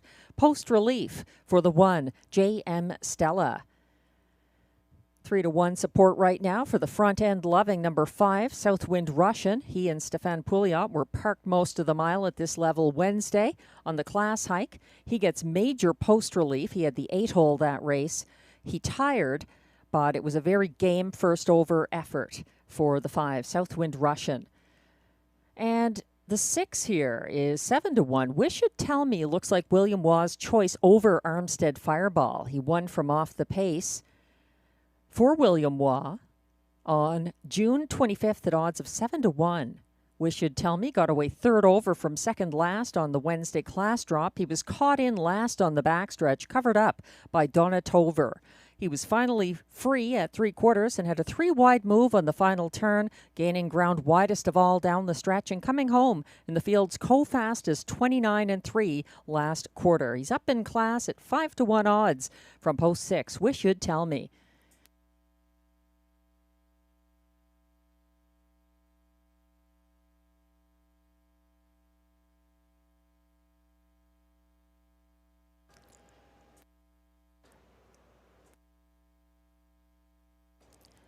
The starter has called the field for race 5.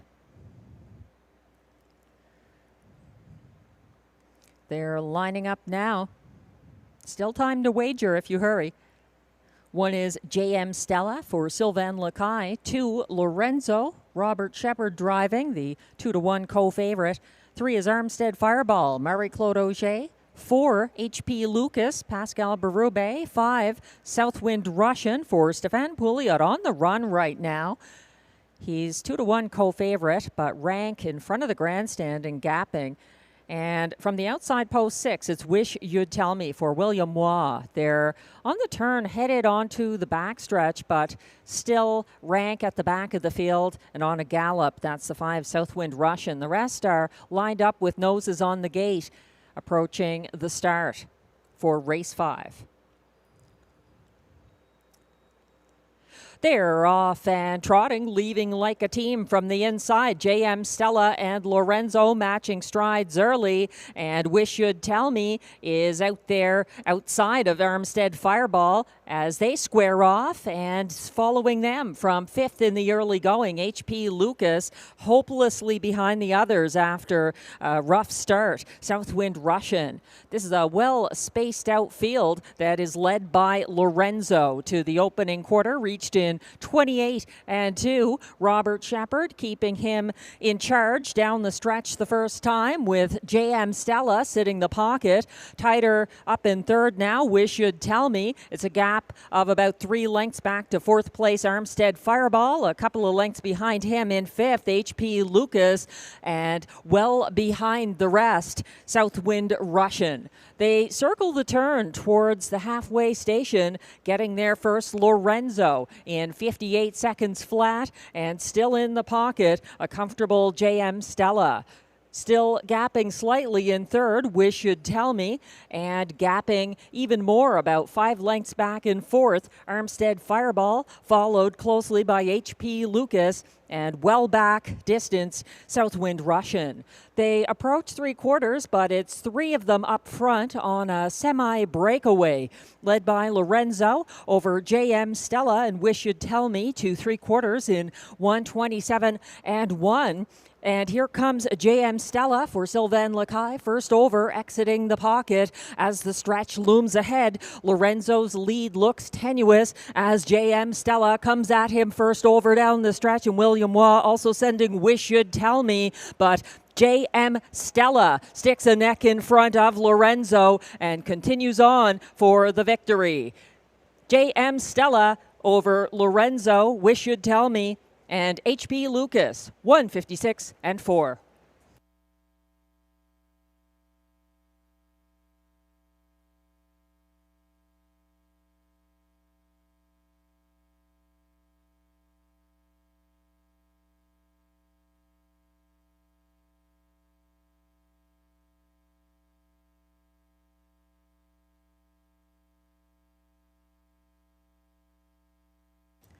We're looking at footage of the stretch drive in race 5. JM Stella got the perfect pocket trip and pulled late to get the half-length victory for Sylvain Lacaille over Lorenzo. Wish You'd Tell Me was a close third.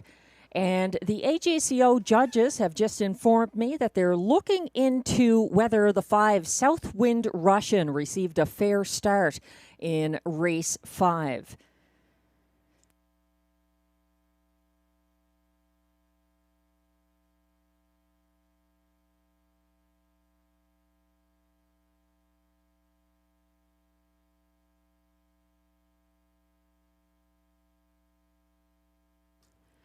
Unofficial top 4 finishers are now shown for race 5 at odds of 5-2. Number 1, J.M. Stella, getting the perfect pocket ride to victory for Sylvain Lacaille. Finishing a close second, about a half length back.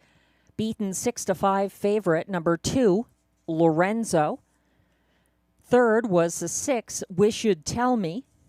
And fourth, number 4, H.P. Lucas. 1, 2, 6, 4 in race 5. Please hold all tickets. Results remain unofficial. The inquiry posted pertains to the early break by the 5 Southwind Russian, who was not on gate with the others at the start. The judges are just looking into whether he received a fair start or not in race 5.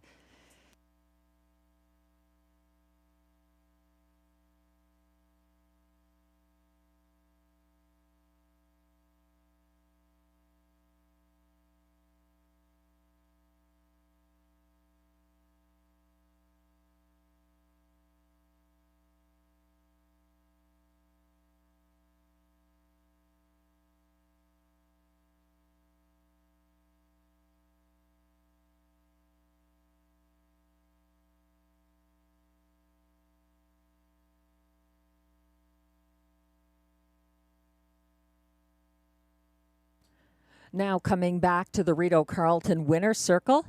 Unofficial race 5 winner, number 1, J.M. Stella, a 4-year-old bay mare by 6-pack out of Timel Fire It Up, owned by Ferrum Canico Farm, Incorporé, Saint-Bernard-de-la-Colle, Quebec, bred by R.K. Joe Miscamon of Muncie, Ontario. Great to see J.M. Stella getting all the love in the winner's circle. She's trained by Kelly Duval Lacaille, driven to victory by Sylvain Lacaille, 156-4. Win number 5 of the season.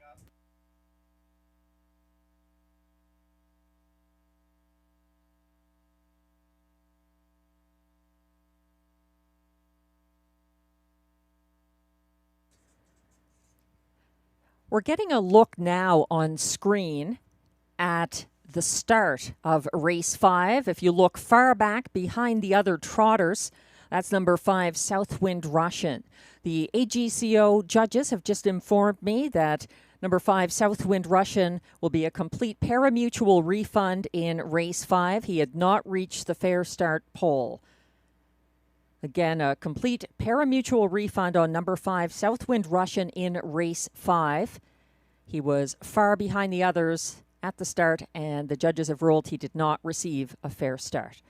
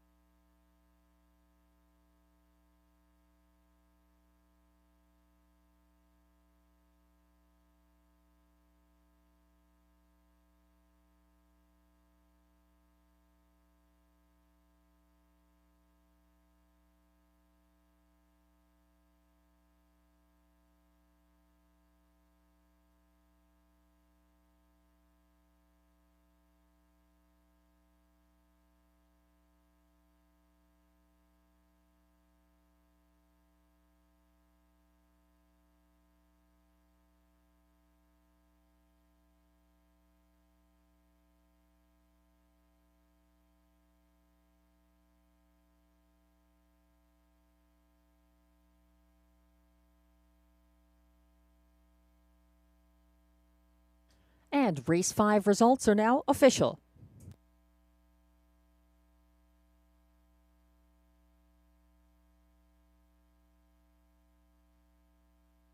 Prices are posted for race 5, where number 1, J.M. Stella, pays $6 to win. The $2 1-2 exactor pays $12.60. It's $17.60 for the $1 triactor 1-2-6 combination. The $1 pick 3 ending here. 7 with 2-4 with 1 3 of 3 pays $34.20 for $1. That 20-cent early pick 4. 5 with 7 with 2-4 with 1 4 of 4 returns $31.16. Again, that's a 20-cent payout for that early pick 4. And the $1 superfecta 1-2-6-4 pays $50.75.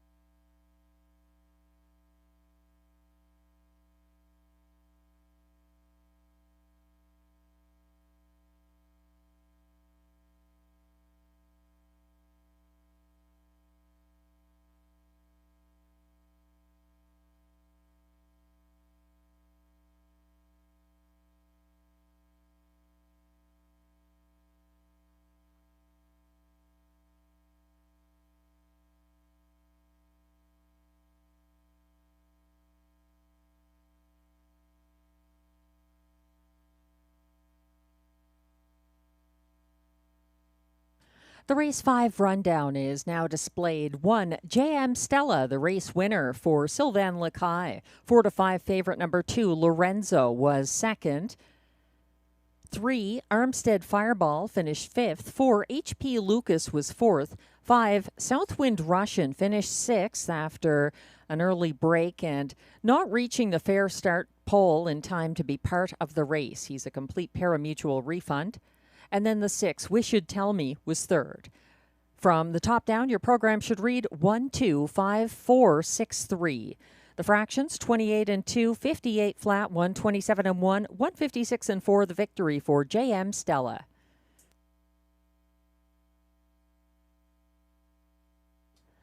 Now the moment most of you have been waiting for. It's pick 5 time with this carryover.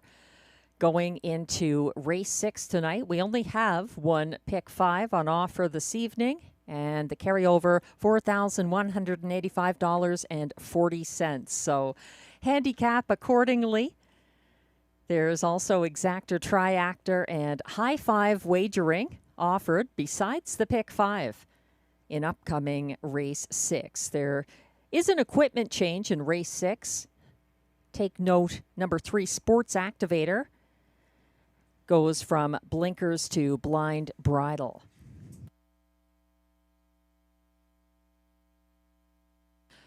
The only other change in the pick 5 sequence to report is in race 10, number 2, Putty Cat gets an equipment change, adding a Murphy blind right. I tried to map out an economical 20-cent pick 5. It's now displayed. It costs $19.20 for the 20-cent ticket. And I tried to keep it on the low side for the number of horses per leg, because these can get quite expensive even with the 20-cent base wager if you have fields where you're using multiple horses. So here in race 6, I quite like the one Smokestack, although he's up in class. That was a very good debut, a 6 open length going away win on the 27th of August for trainer-driver Guy Gagnon. And the 6 Cyclone Joe for Sylvain Lacaille and Kelly Duval Lacaille. This one also up in class, but after a really good effort from post 8 to finish second behind Smokestack. If you wanted to alter that at all, I would say the 3 Sports Activator on the class drop with the bridle change would be one to consider in race 6. Race 7 going 3 deep here with trotters. I think the 6 Cadillac looks quite good. The 4 Donatover has post relief, and the 3 Mask of Zorro got his first seasonal victory for the returning Robert Shepard in his most recent start. In race 8, going with just 2 horses here, the 2 Sunny Bow and the 6 Better at High Tide, who is my best bet of the card. In race 9, also just using 2, the 1 Saskabush Steve looks good from the rail, and the 3 Curious Cortez for upset specialist Melanie Plourde.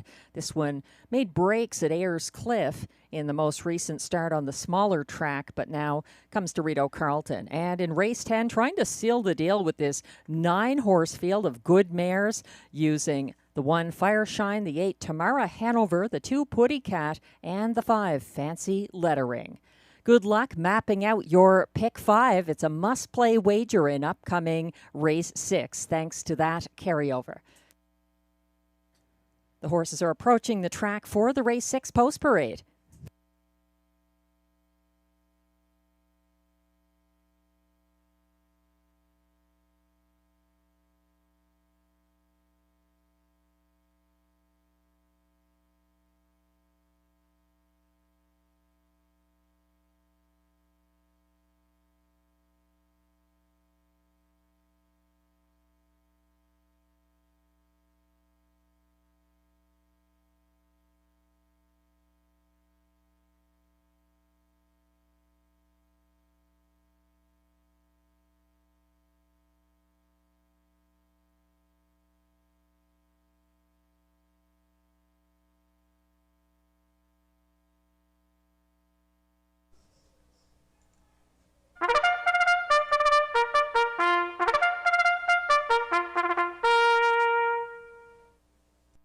The race 6 Pacers are coming on track for the post parade. They're non-winners of $900 per start, and their last 10 allowances for fillies and mares. The purse is $7,500.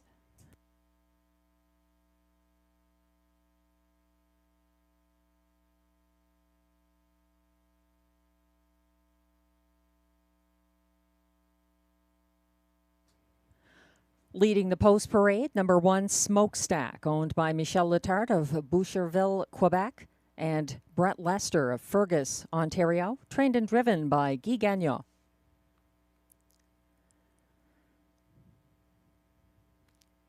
Two is Horizon Sealster, owned by Julia Ferguson with Lloyd Stone, Coral Bailey, and Sean Vino, all of Ontario, trained by Ted McDonald. William Waugh drives. 3 is the 8-5 current co-favorite with the 1. Number 3, Sports Activator, owned by Lee Cullen of Ottawa with Lloyd Howley of Cars, Ontario, trained by Mike Armstrong. Pascal Berube drives, and note the bridle change on the 3, Sports Activator going blinkers to blind. 4 is Mr. John, back on Lasix. He is owned and trained by Alain Filion of Sherbrooke, Quebec. Robert Shepard drives. 5 is Stardog, owned, trained, and driven by Ryan Guy of South Mountain, Ontario. 6 is Cyclone Joe, owned by driver Sylvain Lacaille of Saint-Paul-de-Joliette, Quebec, and trained by Kelly Duval Lacaille.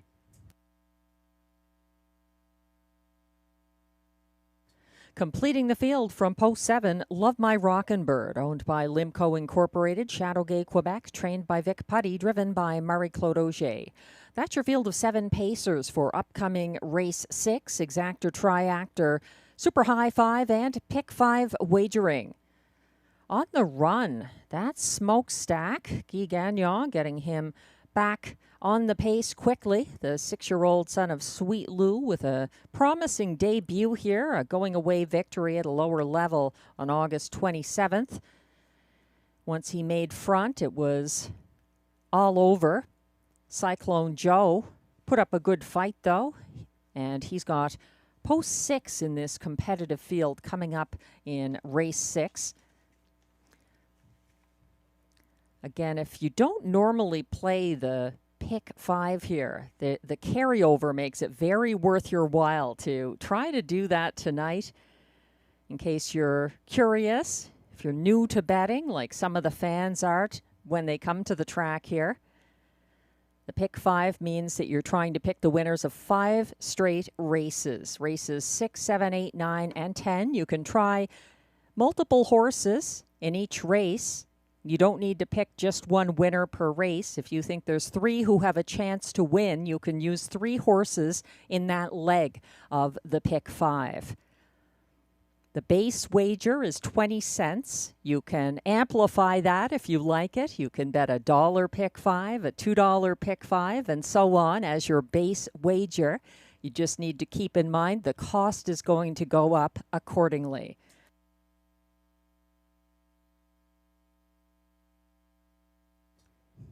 Six to 5 favorite right now is the 1 Smokestack, my top pick. He smoked rivals in his Rideau debut last Wednesday after sitting single file 7th early. The 6 Cyclone Joe was second that race. He advanced second over from 4th off the gate last Wednesday, pursuing leader Mickey Makes Some Speed uncovered to the opening quarter. He made front before the second turn and faced first over pressure from Beach Roller on the backstretch. Then both got circled by the winner, Smokestack, before 3 quarters.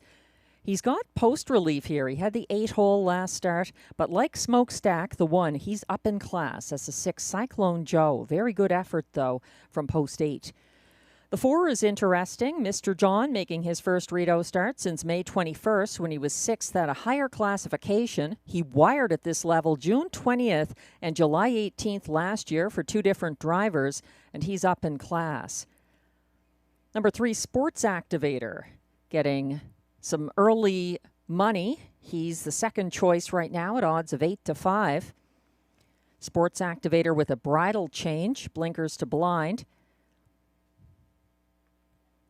He retains catch driver Pascal Berube and gets some post relief as well. His latest win was on the front end from the rail here at a higher level May 25th. He was caught wide leaving last Wednesday.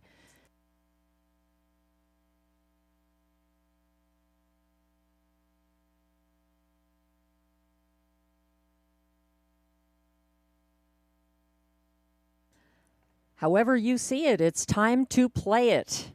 Race 6 has been called to go behind the gate for the start. Kicking off the one and only pick 5 this evening at Rideau Carleton with that generous carryover. The Pacers are lining up now. 1 is Smokestack for Guy Gagnon. 2, Horizon Sealster, William Waugh. 3, Sports Activator, Pascal Berube. 4, Mr. John, Robert Shepard. 5, Stardog, Ryan Guy. 6, Cyclone Joe, Sylvain Lacaille. And on the outside, 7, Love My Rockin' Bird, Marie-Claude Auger. They're on the turn.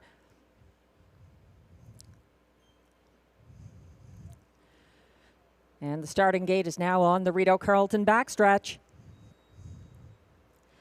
They're all lined up. Oh, on the run, Smokestack. Smokestack losing ground after an untimely break, leaving, now surging to the front. It's Sports Activator just ahead of the mare. Horizon Sealster putting up a fight, and she's going to sit second. Caught wide early, Love My Rockin' Bird getting the parking ticket from Mr. John, advancing into third along the pylons. Love My Rockin' Bird now going in reverse and leading the way to the opening quarter. Sports Activator and Pascal Berube getting there in 27 and 3. Following from the pocket, Horizon Sealster well situated ahead of Mr. John from third. Then in fourth along the pylons, that's Stardog. back into the hunt. Smokestack is first over fourth outside of Stardog, who sits fifth along the inside. Second over now from second last, Cyclone Joe following Smokestack into the second turn. And at the back of the field, it's Love My Rockin' Bird. They reach the half in 57 and 2, 29 and 4, second panel, and still in charge. Sports Activator for Pascal Berube, just over a length ahead of Horizon Sealster, but Smokestack trying to say something about that. He's caught out there first over, though, in third at the moment, under urging from Guy Gagnon, approaching three quarters as Sports Activator powers on, and Horizon Sealster looks like she wants to step out on the final turn. 1:25 and 2 to three quarters. Sports Activator widening his lead. He's out there now by about a length and a half at the top of the stretch. Horizon Sealster loose late as Smokestack has backed down. Also looking for room up the inside. Mr. John charging late. Horizon Sealster surging to get the win for William Waugh over Sports Activator, and then it's back to Mr. John and Smokestack, 1:53 and 1.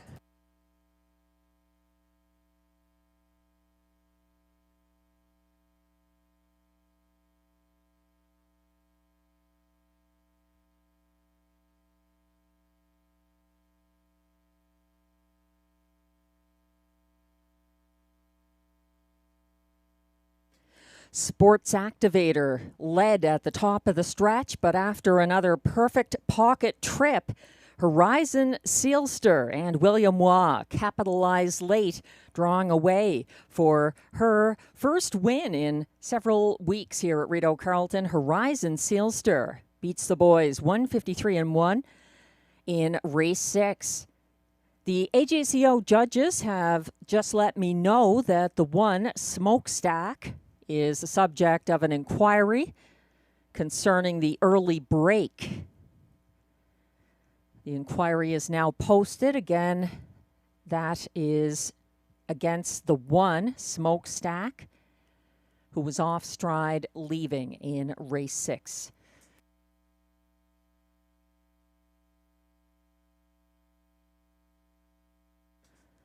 Now posted, the top 5 unofficial order of finish for race 6 at odds of 8-1. Number 2, Horizon Sealster gets the win for William Waugh over 3, Sports Activator.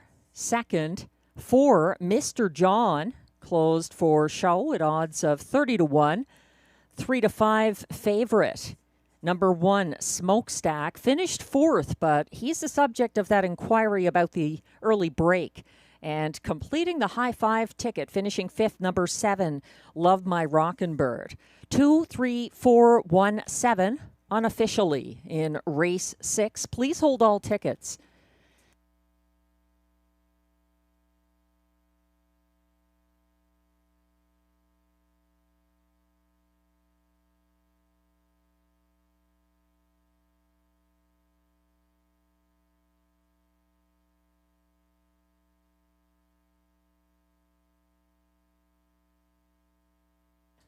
Now coming back to the Rideau Carleton winner's circle. Unofficial race 6 winner, number 2, Horizon Sealster, a 4-year-old bay mare by Bettor's Delight out of Hope and Faith, owned by Julia Ferguson, Lloyd Stone, Coral Bailey, and Sean Vino of Ontario. Bred by Sealster Farms Incorporated of Lucan, Ontario. Trained by Ted McDonald as the first driving win of the card for William Waugh. And win number 8 of the season for Horizon Sealster. Congratulations, 1:53 and 1. She beat the boys at 8-1 in race 6.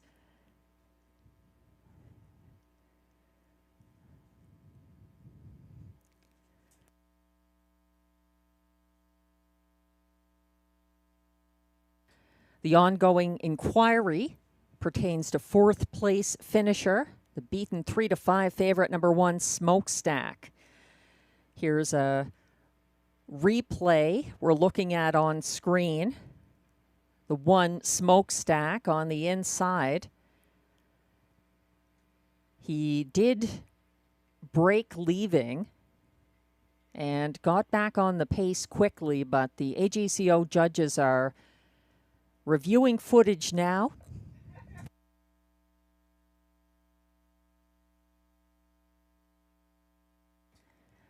And the judges have just informed me that there were no violations of the braking rule by Smokestack, who finished fourth and will remain fourth in the race 6 order of finish.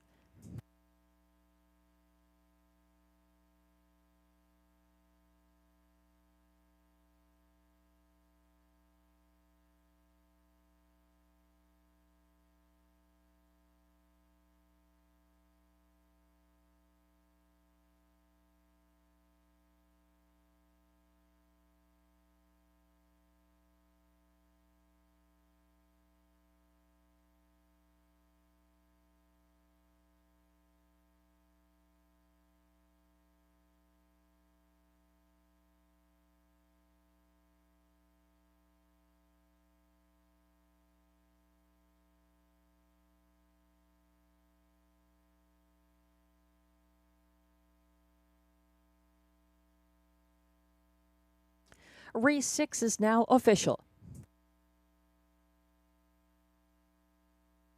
Prices are posted for race 6, where number 2 Horizon Sealster returns $19 to win. The $2 2-3 exactor pays $42.80. It's $166.15 for the $1 triactor 2-3-4 combination, and $177.84 for the 20-cent super high 5 2-3-4-1-7.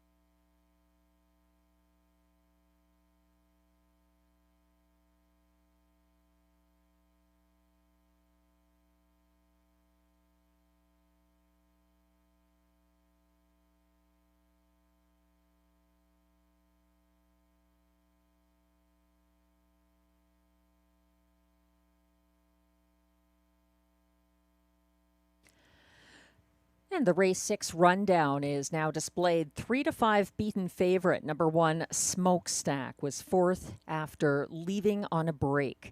2, Horizon Sealster gets her 8th win of the season for William Waugh.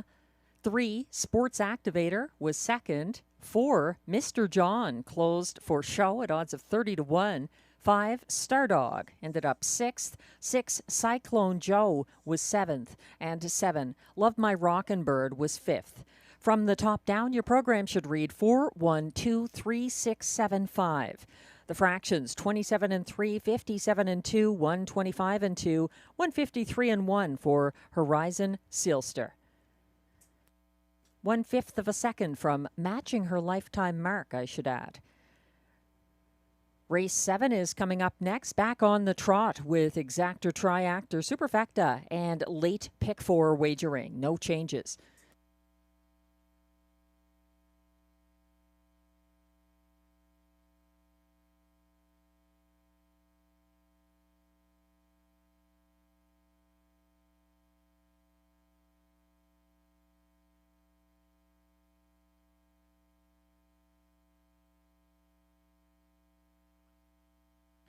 Thanks to the horse players who joined us for the pick 5. Hopefully lots of you moving on. We really appreciate the wagering support here. Looks like lots of new money in that pool for the one and only pick 5. Let's see if someone can hit it tonight. Right now, we've got a pick 4 to focus on in upcoming race 7. This is our late pick 4. And in race 7, I've went with 3 horses. 6 Cadillac, who looks to be on the brink of a second seasonal victory for Stéphane Pouliot and Alain Martin. Also using the 4 Donna Tover, moving in after back-to-back starts from post 7. And then the 3 Mask of Zorro, some back class to this horse who's made over $113,000 and had his first seasonal victory last Wednesday for the returning Robert Shepard. Going with 2 horses in race 8, I think it will be tough to beat the 6 Better at High Tide for Guy Gagnon and Mandy Archer, but if someone's going to beat him, it's going to be the 2 Sunny Bow for Ryan Guy and Melissa Loyer, with serious post relief after that break from post 8 last Wednesday. Race 9 was a 6-horse race, light on recent wins and all but incomprehensible to me. So I used the friendly all button there. And in race 10, I think the 1 Fireshine looks really strong here, getting claimed back by Gerard Vaillancourt and as the rail for William Waugh. If anyone's going to beat her, it could be Tamara Hanover, the 8 for Robert Shepard and Mandy Archer. The trotters are now coming on track for the race 7 post parade. Good luck with your wagers.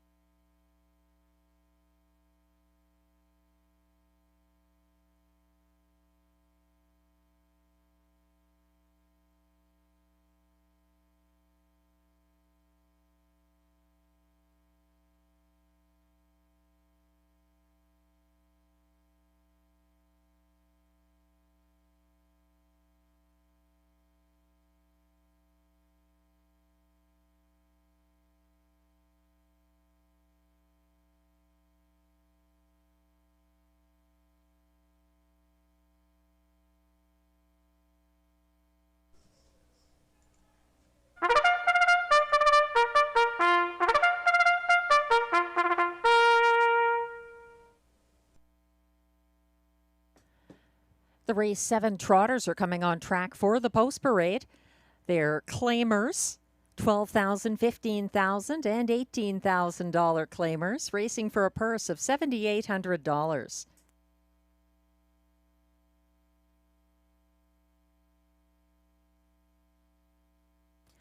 Leading the post parade, number 1, Never Mind, is the current 3-2 favorite. He is owned by Jamie Copley of Kenmore, Ontario, trained by Mandy Archer. Guy Gagnon drives. 2 is Final Text, owned by trainer Sylvain Côté of Joliette, Quebec, with Michel Legasse, his driver from Terrebonne, Quebec.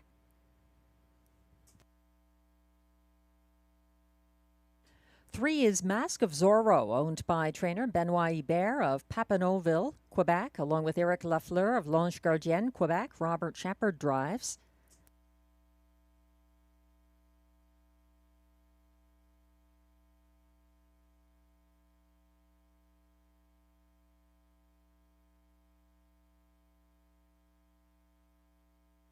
4 is Donna Tover, owned and trained by John McMillan of Odessa, Ontario. Mike Healy is in the sulky.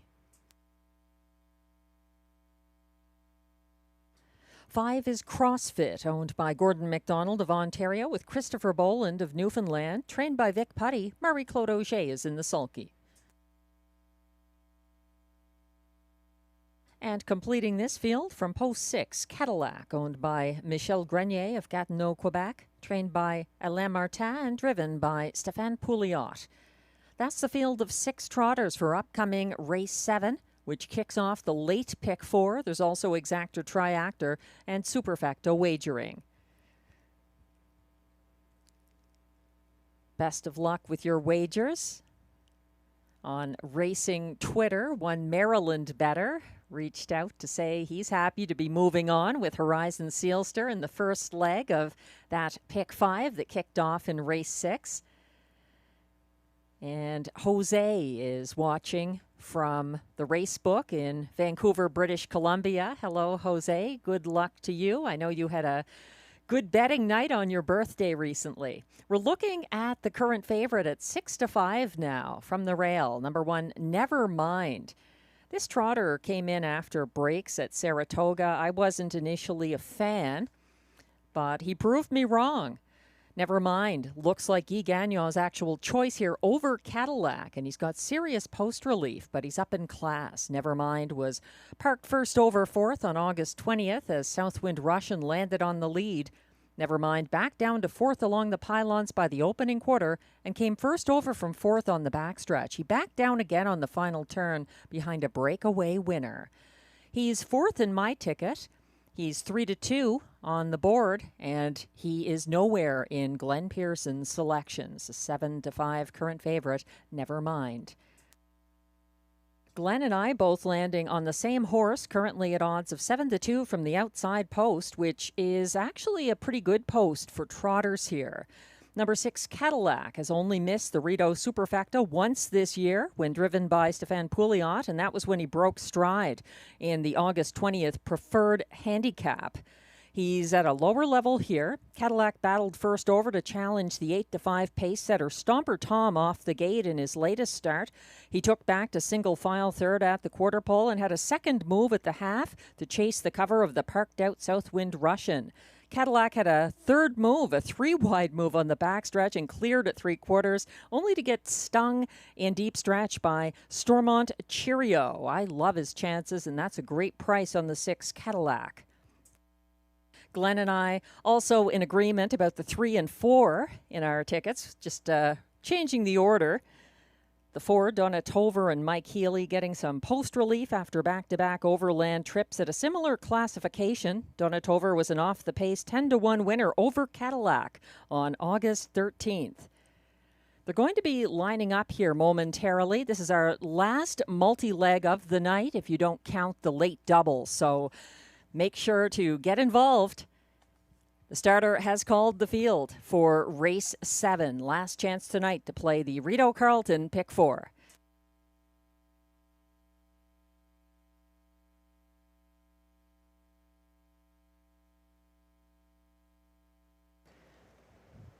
The race 7 trotters are gathering behind the gate now. 8-5 favorite from the rail. Never Mind for Guy Gagnon. 2, Final Text, Michel Legacy. 3, Mask of Zorro for Robert Shepard. 4, Donna Tover, Mike Healy. 5, CrossFit, Marie-Claude Auger. And on the outside, 6, Cadillac for Stéphane Pouliot. They're all in line on the turn and headed towards the backstretch.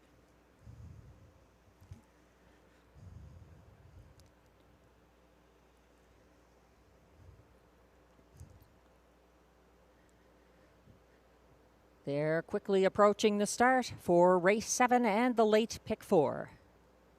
And they're off and trotting, and it's a staggered start. The outside horse is taking back, and an early battle brewing as Final Text and Never Mind compete to see who's going to lead the way. It's going to be Never Mind and Guy Gagnon as Michel Legacy backpedals the mare into the pocket position, a couple of lengths ahead of Mask of Zorro, who's gaining ground, approaching the opening quarter, gapping about 4 lengths back in 4th. That's Donna Tover. 28-1, a brisk opening quarter for this group, led by Never Mind down the stretch the first time, shadowed by Final Text from the pocket. Now gapping in 3rd, Mask of Zorro dropping back, accelerating From fourth and gaining ground, approaching the second turn, Donna Tover, who's followed by CrossFit, and trailing this field, Cadillac.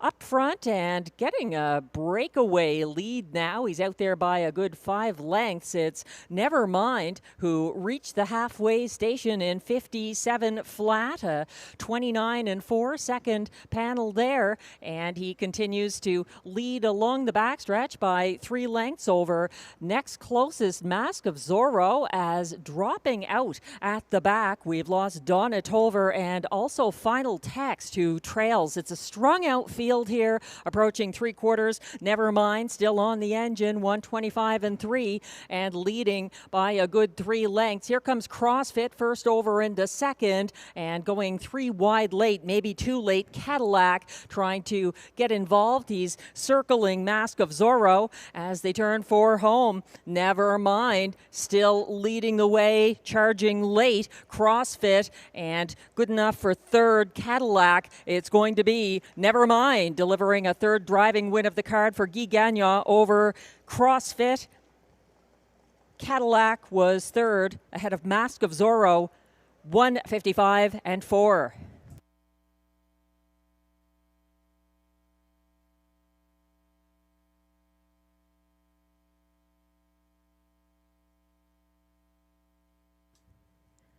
Nevermind got a perfect front end trip, and Final Text tried to sit the pocket, some kind of a reason for dropping out of contention on the backstretch. She wasn't within late range. CrossFit came on late, but it wasn't enough to catch Nevermind, getting another win for Guy Gagnon in race 7.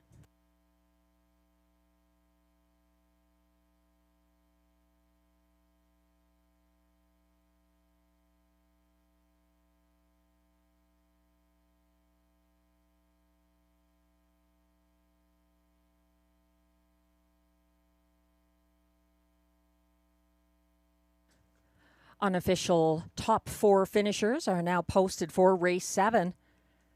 9-5 odds on number 1, Nevermind, the race winner for Guy Gagnon, who easily held off the late charging 5, CrossFit, who was second, ahead of 6, Cadillac, third, and the favorite at the last flash was 3, Mask of Zorro, who finished fourth.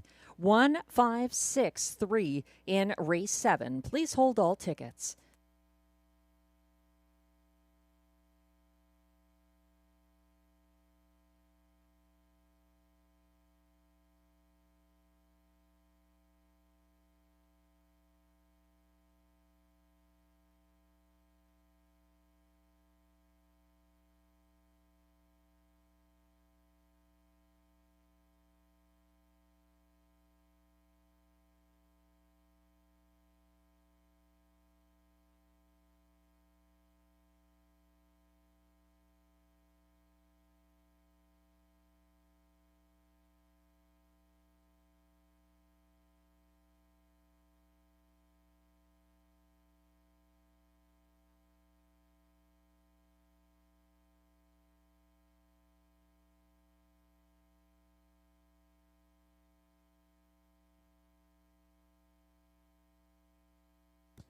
Now back in the Rideau Carleton Winner's Circle, unofficial race 7 winner, Guy Gagnon's third driving win of the night.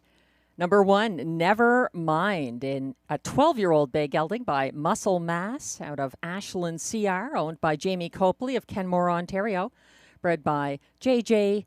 Geddes and J.B. Geddes of Canterbury, New Zealand, trained by Mandy Archer. That's a second win this season for Nevermind, 155-4, a new seasonal best.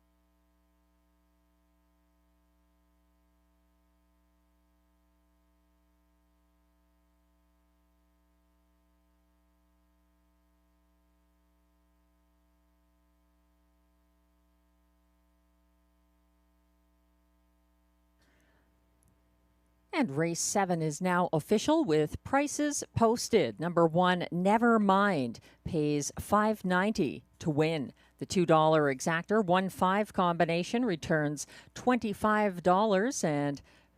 The $1 pick 3, 1 with 2 with 1, 3 of 3, $217.60. $618 and change if you had the middle pick 4. Even if you had it for 20 cents, 4 of 4, a nice $123.67 for the combination. The $1 triactor, 156, pays $58.35, and it's $100 even for the $1 superfecta, 1563.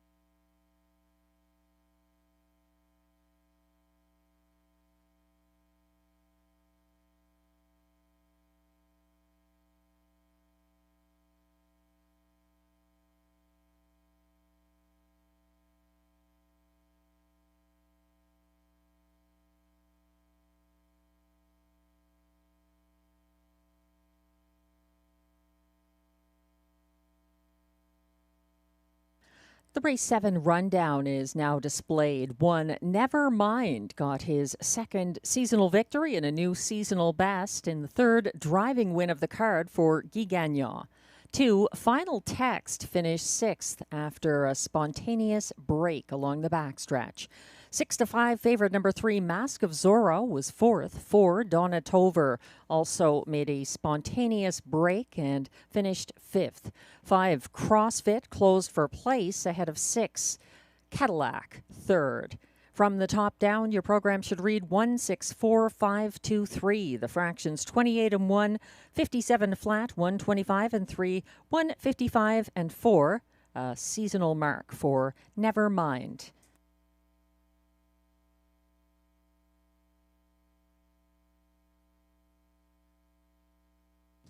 Race 8 is coming up. Exactor, triactor, late pick 3, and superfecta wagering available.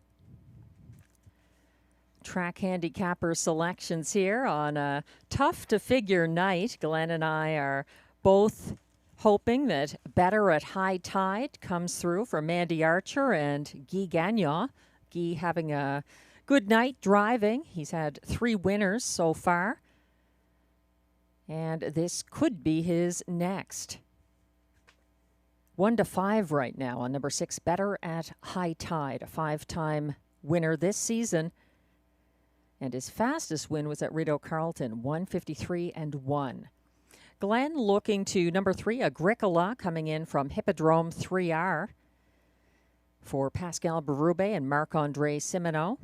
This was a going-away winner in his latest start at Trois-Rivières, and Glenn has him second. I'm using him third in my ticket. I think the 2, Sunny Bow, could be a giant slayer here. At odds of 4-1 from post 2.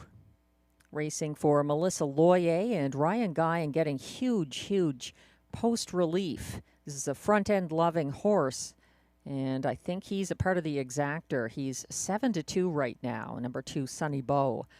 Glenn concludes his ticket, going to the 5, Better Hold On Tight in the show spot, and then the 7, the Colt, to complete the superfecta. I have Agricola third, and then from the rail, Mock Art in Motion for Sylvain Lacaille and trainer Stefan Meyer. 4 wins this season for this horse, a good closer who had broken equipment. August 24th in the $20,000 Hard Rock and Summer Claiming Series final.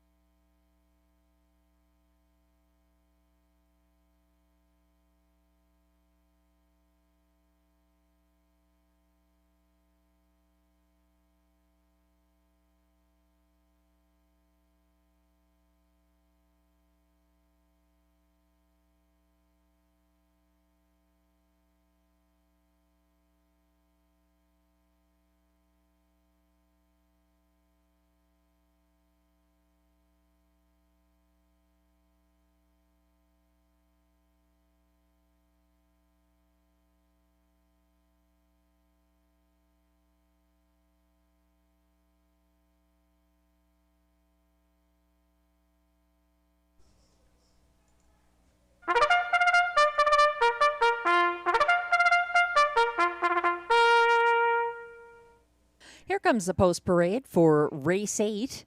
These are $8,500 claiming pacers racing for a purse of $5,600. No changes.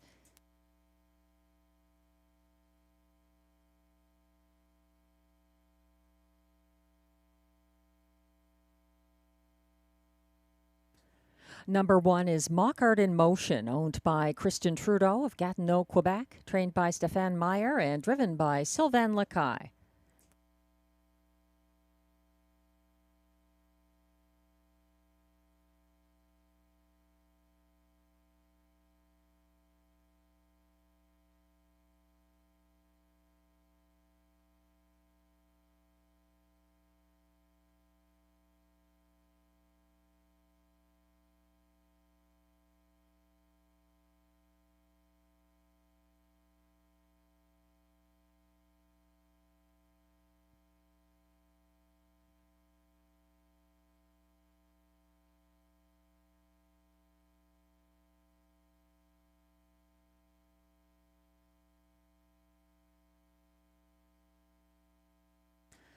We're moving on to the 3, Agricola, owned by trainer Marc-André Simoneau of Trois-Rivières, Quebec, and driven by Pascal Berube. 4 is Silverado, owned and trained by Wayne Laviolette of Dunrobin, Ontario. Phil Reed is in the bike.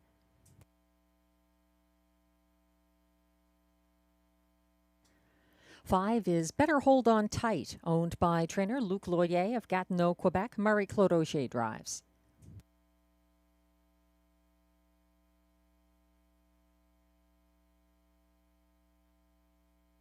Now coming on track, number 2, Sunny Bow, owned and trained by Melissa Loyer of Ottawa, driven by Ryan Guy.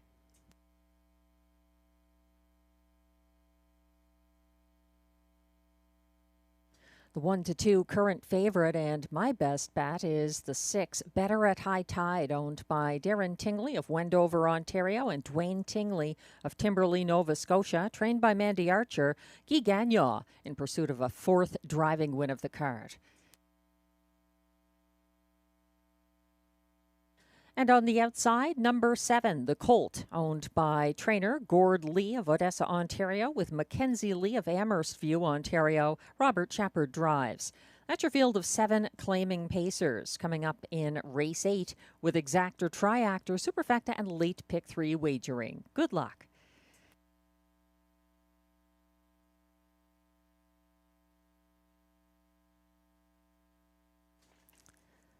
One to 2.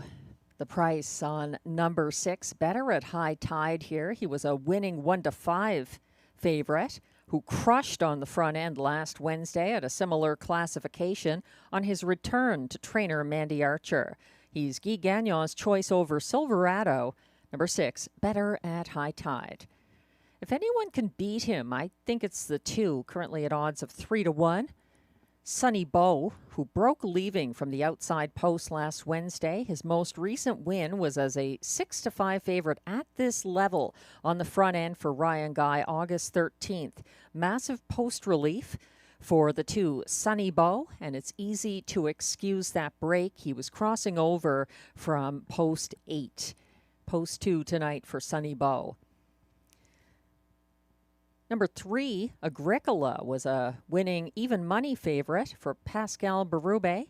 Sunday at Hippodrome 3R. From the same post position, they were first to the front and opened up at the top of the stretch. This is Agricola's 8th start for trainer Marc-Andre Simoneau, and the first with a claiming tag. He came home in the field's co-fastest last quarter in his most recent start, 30 flat, and he's up in class. He's 9-1 from post 3, Agricola. The other horse I'm using in my tickets here is the 1, Mock Art in Motion, who drew in as an also eligible last Wednesday. He started from post 3 and tipped second over from 5th, approaching the second turn, following the first up Rockin' My Dream. He was 3 wide around that retreating cover at 3/4, but lost momentum at the top of the stretch. He did close wide for 5th. Number 1, Mock Art in Motion, 9-2 right now.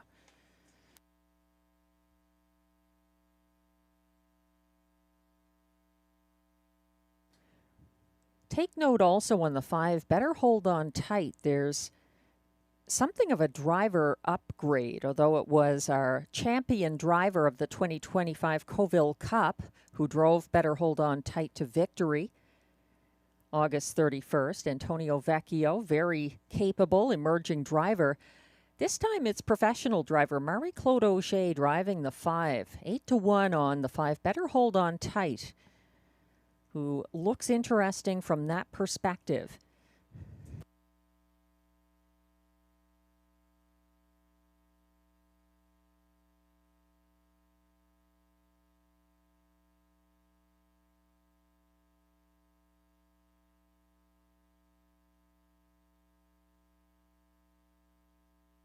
The starter has called the Race 8 Pacers.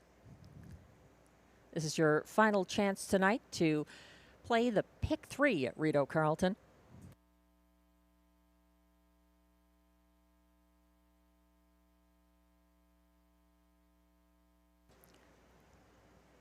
The field is lining up now. 1 is Mock Art in Motion for Sylvain Lacaille. 2, Sonny Bow, Ryan Guy. 3, Agricola for Pascal Berube. 4, Silverado, Phil Reed. 5, Better Hold On Tight, Marie-Claude Auger. 6, Better at High Tide, the 6-5 current favorite for Guy Gagnon. And on the outside, 7, the Colt for Robert Shepard. They're on the turn.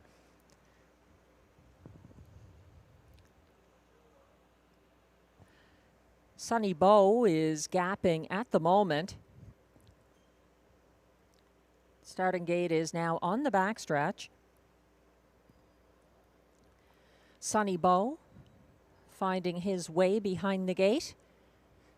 And they're off and pacing. Mock Art in Motion, leaving from the inside between horses. That's Better Hold On Tight, living up to his name and advancing early, but straight to the front. Agricola for Pascal Berube. He's sticking ahead in front of Sonny Bow, who is giving him the parking ticket. Sonny Bow now taking charge for Ryan Guy in second. First over Agricola en route to the opening quarter, 27-2.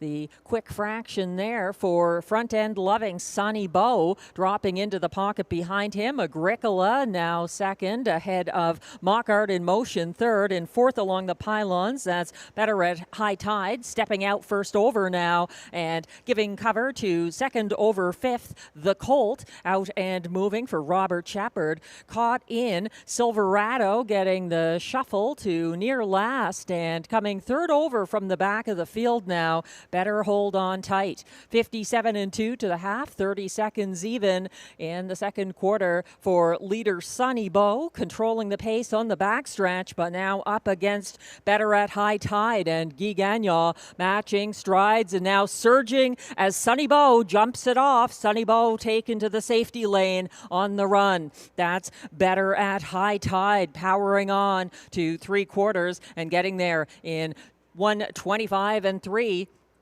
Giving chase first over now into second. The Colt outside of Agricola. They turn for home. Also looking to go three wide now. Mockart in motion coming down the lane. Better at High Tide leads by 3 open lengths. Guy Gagnon on the brink of win number 4 of the card. Better at High Tide gets the victory over Mockart in motion. Close for show between Agricola and the Colt. 1:54.1.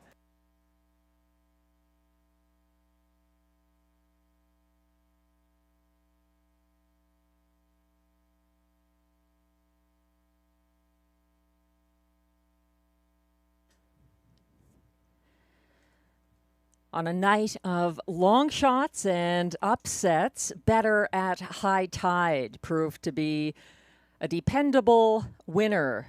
Guy Gagnon getting him to the wire all alone in a 1:54.1 victory. Number 6 of the season.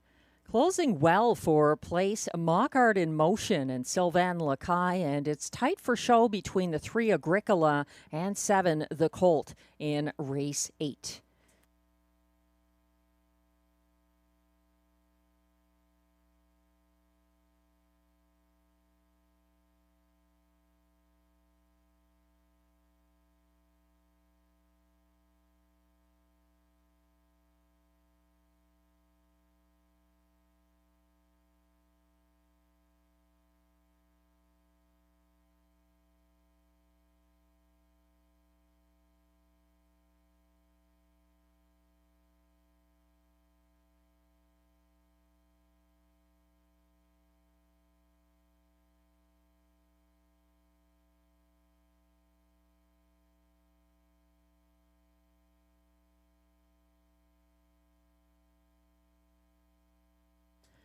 Unofficial top 4 finishers are now posted for race 8. Going off as the 4-5 favorite, number 6, Better at High Tide, delivers for Guy Gagnon, his 4th driving win of the card. Closing well for place number 1, Mockart in motion for Sylvain Lacaille. In a tight decision for show, it goes to the 18-1 long shot, number 7, the Colt, who edged out the 3 Agricola, who finishes 4th. 6-1-7-3 in race 8. Please hold all tickets.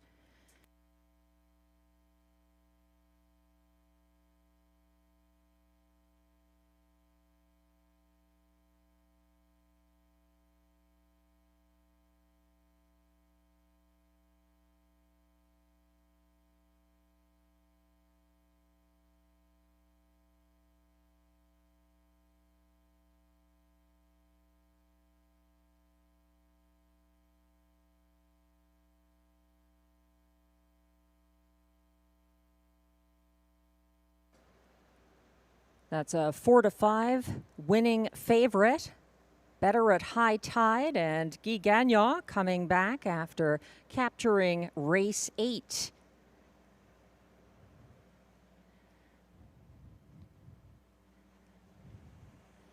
Better at High Tide entering the winner's circle. He's an 8-year-old bay gelding by Better's Delight out of Queensland Beach. Owned by Darren Tingley of Wendover, Ontario, with Dwayne Tingley of Timberlea, Nova Scotia. Bred by the Schooner 2 stable of Truro, Nova Scotia. Trained by Mandy Archer.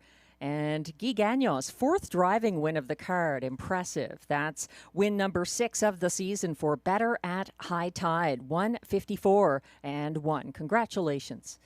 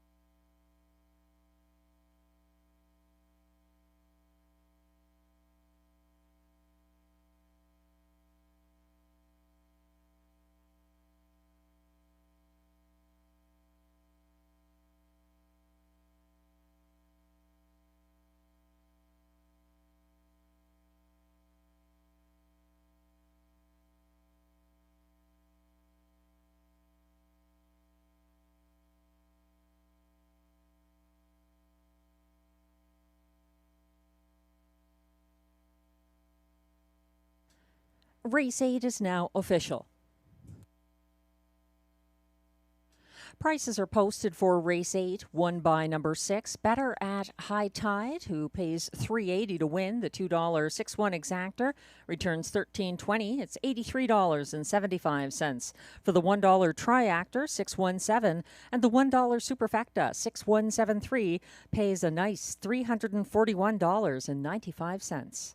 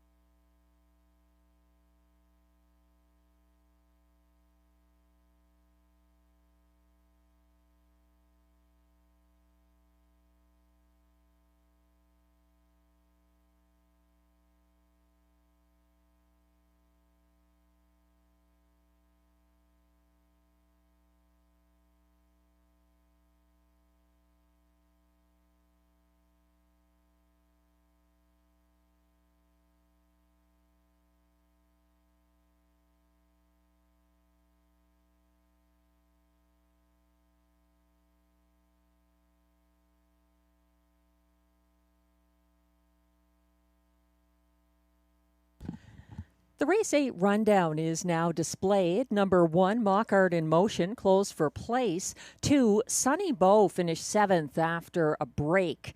3, Agricola was a close 4th. 4, Silverado was 5th. 5, Better Hold On Tight finished 6th.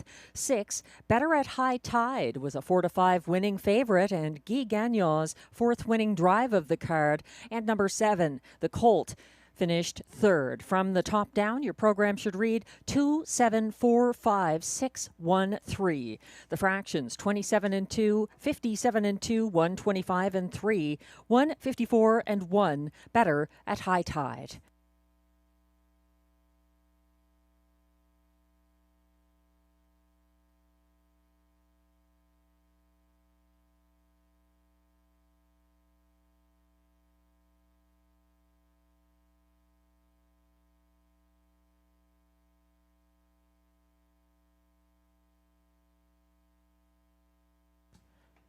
Race 9 track handicapper selections are now posted. Glenn and I going in different directions in upcoming Race 9, which has exactor, triactor, superfecta, and late daily double wagering. Glenn likes the 6 here. I'm a Dude for Stéphane Pouliot, his trainer-driver. This one getting some more class relief. Just won for 19 this season. And I think of him as a front-end loving kind of a horse, so I haven't even got him in my ticket. He's 11-1 right now, so if you like I'm a Dude, certainly some great value there. He's just dropped to 6-1, maybe because of Glenn liking him so much. I'm going to the rail, and the 2-1 number 1, Saskabush Steve for Robert Shepard and Alain Martin. This one getting post relief after a string of starts from post 6. And he's also dropping in class here. and has one win this season. He's 1 for 17. It's just the condition of the race, not horses with a lot of wins this season in upcoming race 9. That's why I went all in my multi-leg here. Glenn likes Saskabush Steve second. Both of us agree on the 4 Gascoigne Sunday in the show spot for Pascal Berube and Marc-Andre Simoneau, a 5-time winner this season, just one of them at Rideau Carleton, and it wasn't recent. And we're both going to the 2 Perfect Rolo for Sylvain and Kelly Duval-Lacaille to complete the superfecta. Co-favorites at the moment, number 1 and number 4, Saskabush Steve and Gascoigne Sunday in a tough-to-figure race 9. The Pacers are coming on track now for the post-parade. Claim is entered in race 10 on number 1, Fireshine.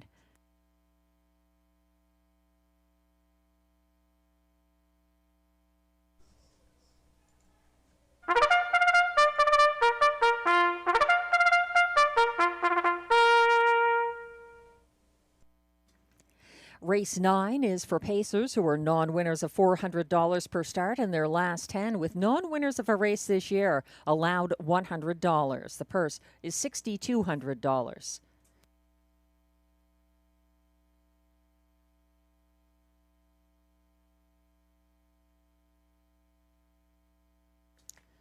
Leading the post parade, number 1, Saskabush Steve, owned and trained by Alain Martin of Gatineau, Quebec. Robert Shepard drives. 2 is Perfect Rolo, owned by driver Sylvain Lacaille of Saint-Paul-de-Joliette, Quebec, and trained by Kelly Duval-Lacaille. 3 is Curious Cortez, owned by Pierre-Marc Longpré of Lourdes de Joliette, Quebec, who also trains. Melanie Plourde drives. 4 is the 6-5 current favorite, Gascoigne Sunday, for owner-trainer Marc-Andre Simoneau of Trois-Rivières, Quebec, and driver Pascal Berube. 5 is Moonlight Boy, owned by Nathalie Ouellette of Saint-Sophie, Quebec, trained by Stéphane Gagnon and driven by Danielle Laflamme. And completing the field from post 6, I'm a Dude, owned by a numbered Quebec Corporation of Gloucester, Ontario, trained and driven by Stéphane Pouliot. That's your field of 6. Coming up in race 9, no changes, exact or triactor, superfecta, and late daily double wagering. Good luck. This is the kind of race where I think luck factors into it. None of these horses show a lot on the page this season, at least not recently at Rideau Carleton. The winningest of the bunch by far is the 4 Gascoigne Sunday, 5 victories in 33 starts, but not at Rideau Carleton, and they're not incredibly recent. We're getting a look at the favorite right now. He's 7-5 for Pascal Berube. Number 4, Gascoigne Sunday, is making a quick turnaround in his second start for driver Pascal Berube. Gascoigne Sunday got away third along the pylons for driver Claude LaRose in a Kovville Cup race Sunday. He was caught in fourth as 364 advanced outside to the half and made a first over move from third approaching 3/4, but lost ground at the top of the stretch. Gascoigne Sunday is winless since a front-end March 23rd victory on the front end here for Marie-Claude Auger.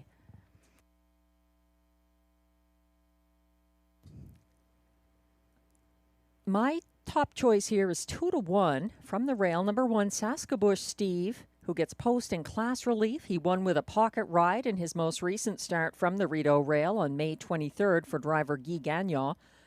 Saskabush Steve backed down to single file 5th on the first turn last Wednesday, got caught in and shuffled back on the second turn. He made a 3-wide move from last, approaching 3/4, and was 4 wide at the top of the stretch, but lost ground late. Robert Shepard stays loyal to the 1, Saskabush Steve. Another in this field who I have second in my ticket, and he's 8-1, is a front-end loving number 3, Curious Cortez, who gets post in class relief from his latest Rideau start, which was August 6th for Melanie Plourde. Curious Cortez back down to second last before the opening quarter, stepped out second over to follow the first over Greystone Watchman around the second turn, and was 3 wide on the final turn before losing late momentum. His only 2025 win was gate to wire at Hippodrome 3R for Pierre-Marc Longpré on May 11th. Another lurking in our tickets. We both have him fourth. He could be better than that here. 9-1 odds on number 2, Perfect Rolo, who stung Midnight Mood at the wire here last November 17th when driven by Sylvain Lacaille. He's got class relief in his 7th seasonal start, so fresher legs on the 2, Perfect Rolo. Glenn's top choice is the 5-1, number 6, I'm a Dude, the 11-year-old British Columbia bred. 1 win this season, a fast one, 153-2 here at Rideau Carleton, and he's been moving down the class ladder. He finished 5th, 4 lengths back in his most recent start, August 20th, for trainer-driver Stéphane Pouliot.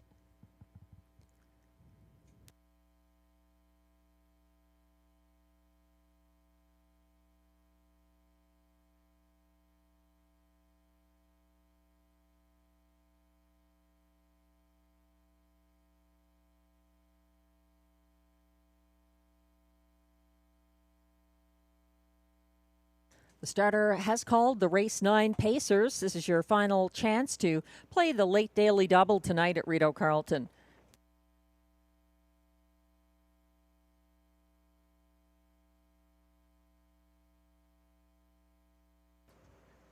The Pacers are gathering behind the gate. 1 is Saskabush Steve for Robert Shepard. 2, Perfect Rolo, Sylvain Lacaille. 3, Curious Cortez, Melanie Plourde. 4, Gascoigne Sunday, the 8-5 co-favorite with the 1. Gascoigne Sunday, driven by Pascal Berube. 5 is Moonlight Boy, Danielle Laflamme. And on the outside, 6, I'm a Dude for Stéphane Pouliot. They're on the turn and all lined up except Curious Cortez, gradually finding his way there as starting gate reaches the Rideau Carleton backstretch. They're headed towards the start for race 9. They're all in line. They're off and pacing, and off the gate early. Perfect Rolo and Saskabush Steve get into a battle, and Saskabush Steve pulling ahead now for Robert Shepard to take control. Perfect Rolo reluctantly backing into the pocket just ahead of Curious Cortez, who got away third, about a length and a half behind him. From 4th, Gascoigne Sunday, and then 5th and 6th in program order, Moonlight Boy and I'm a Dude to the 27-4 opening quarter. They're single file coming down the stretch the first time, led by Saskabush Steve, keeping a length ahead of Perfect Rolo with a perfect pocket ride. And now first over, gaining ground into 3rd on the outside, Moonlight Boy underway for Danielle Laflamme, and following that cover, I'm a Dude is 2nd over from 5th as they head around the second turn and reach the half in 57-3, 29-4. Second panel for Saskabush Steve, controlling the pace for Robert Shepard, stalked by Perfect Rolo. First over and gaining now into 3rd, Moonlight Boy. Following from the inside, 4th, Curious Cortez lacks racing room, and now moving 2nd over into 4th, I'm a Dude, well positioned. 3rd over from last, Gascoigne Sunday, approaching 3/4, 126-1. And it's his race to win or lose now. Saskabush Steve being asked for more on the front end by Robert Shepard. They're charging for home. Perfect Rolo looks to leave the pocket to battle down the stretch. Saskabush Steve digging deep. Perfect Rolo up to the sulky wheel. Perfect Rolo pressing on. Saskabush Steve fighting back. He needs the wire. Perfect Rolo gets the win over Saskabush Steve. Moonlight Boy up for show, 154-4.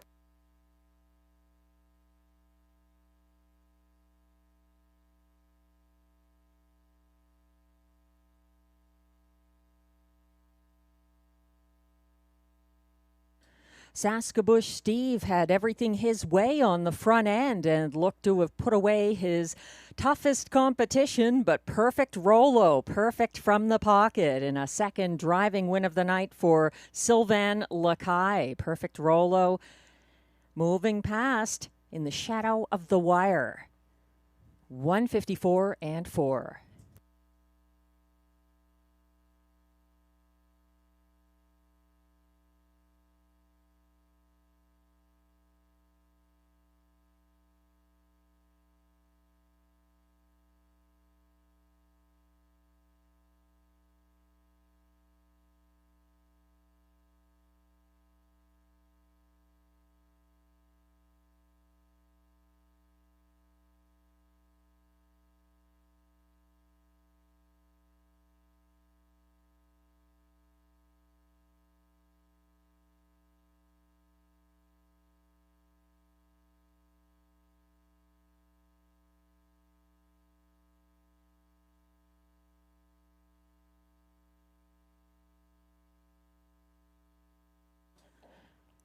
Unofficial top 4 finishers are now posted for race 9 at odds of 24 to 1. Number 2, Perfect Rollo, pulls the massive upset for Sylvain Lacaille.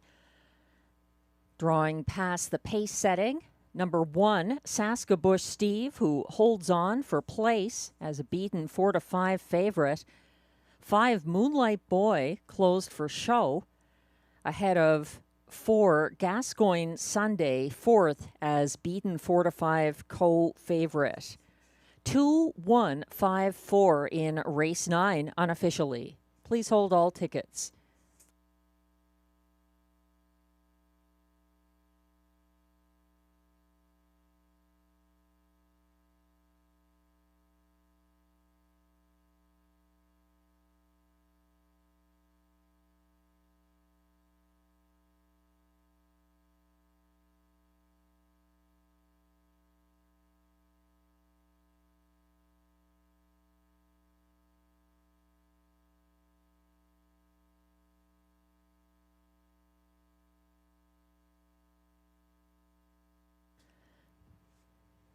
Having a very good night, driver Sylvain Lacaille and trainer Kelly Duval Lacaille back in the Rideau winner's circle. They captured race 5 earlier with JM Stella, and now they're back with Perfect Rollo from post 2 at odds of 24 to 1 in race 9. Perfect Rollo was a 9-year-old bay gelding by Perfect Union out of Lady Luna, owned and driven by Sylvain Lacaille, Saint Paul de Joliette, Quebec. Also, the breeder of Perfect Rollo, who was trained by Kelly Duval Lacaille. That's his first win of the season. Congratulations, Perfect Rollo. 154 and 4. That's a new lifetime mark for the homebred.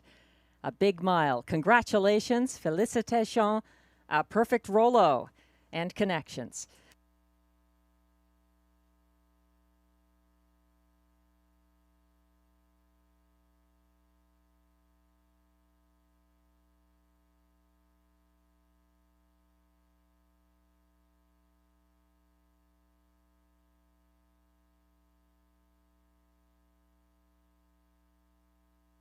Race 9 is now official. Prices are posted. 2, Perfect Rollo pays $50.20 to win. The $2 2-1 exactor pays $144.40. It's $353.35 for the $1 triactor 2-1-5 combination, and $688.65 if you had the $1 superfecta 2-1-5-4.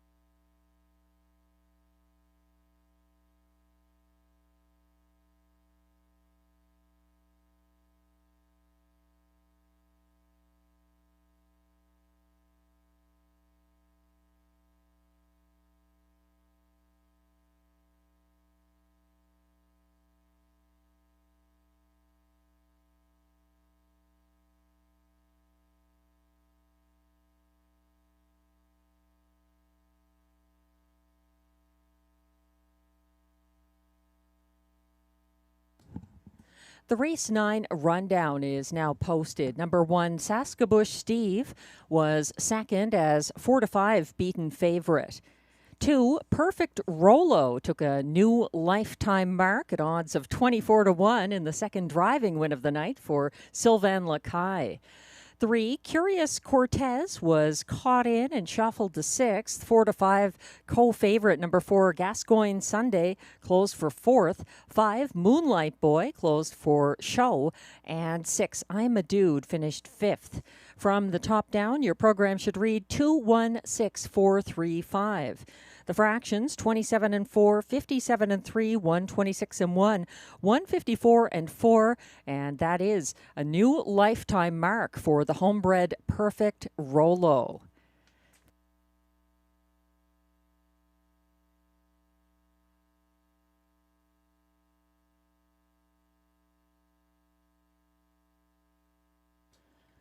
Race 10 is coming up. It's the last of the card, what John McMillan would always call the Robbie D'Alessandro pace. And there's only one change in this race.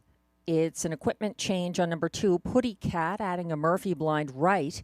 Acclaim is entered on the 1, Fireshine. And there's exactor, triactor, and super high 5 wagering. Glenn Pearson going to the 7 here, the turning point.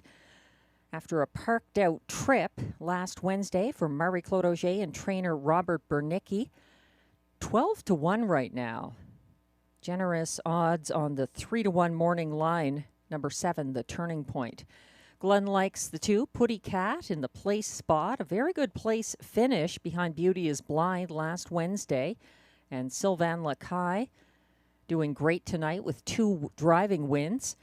Then Glenn is using the 5, Fancy Lettering, third, ahead of the 3, Beauty is Blind, and completing his high 5 ticket with the 9, Dial Me Up, in 5th place. I didn't use Dial Me Up. She's made a couple of starts from the second tier in her life and came nowhere near hitting the board. She might be better for Ryan Guy and Eve Tessier, starting from the second tier here at Rideau Carleton. We're about to find out. I have the 1, Fireshine, on top of my ticket. This mare is a win machine, 9 wins this season. She was claimed back after being claimed away and is reunited with Gerard Vaillancourt and William Waugh here from the rail, a beaten favorite in her latest start. The 8, Tamara Hanover, was going to qualify Sunday and I guess did not need it. She's back with post 8. Still a strong contender here, 10 wins in 30 starts this season. What a record. I have Putty Cat, the 2, in the show spot ahead of the 5, Fancy Lettering, and completing my high 5 ticket. Number 4, Alessandra, coming back after making some starts in Quebec. She actually set a track record at the Ayers Cliff Fair on August 23rd for the 1.5 mile distance. Matthews Lapointe driving. She had a going away 3 open length victory in 3 minutes, 11 seconds, and 2/5 for the 1.5 mile.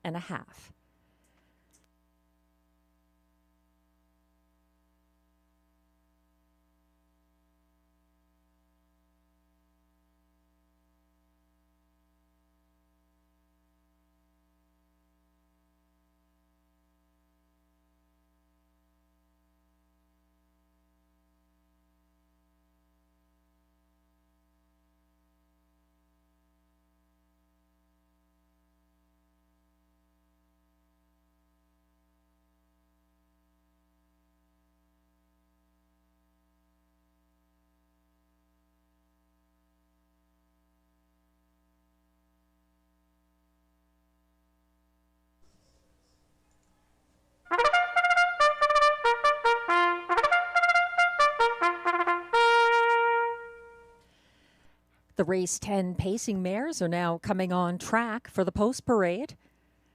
This field is fillies and mares who are $8,500, $10,500, and $12,500 claimers.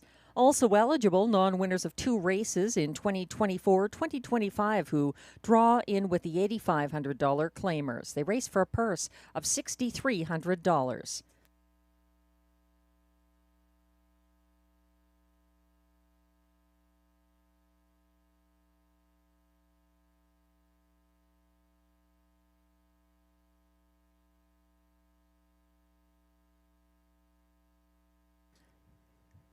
A claim is entered on the 1 Fireshine, owned and trained by Gerard Vaillancourt of Kemptville, Ontario, and driven by William Waugh.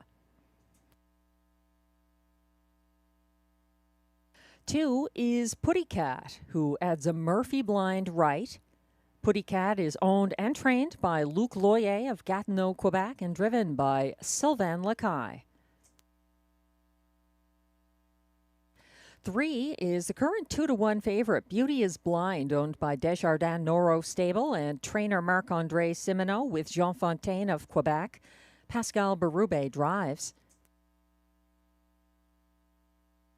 4 is Alessandra, owned and trained by Alain Filion of Sherbrooke, Quebec. Stéphane Pouliot drives. 5 is Fancy Lettering, owned and trained by John McMillan of Odessa, Ontario. Mike Healy is in the sulky. 6 is Beach Journey, owned by Écurie Guy Gagnon Incorporated with Frédéric Gagnon of Gatineau, Quebec, trained and driven by Guy Gagnon. 7 is The Turning Point, owned by trainer Robert Bernicki of Quebec. Marie-Claude Auger drives.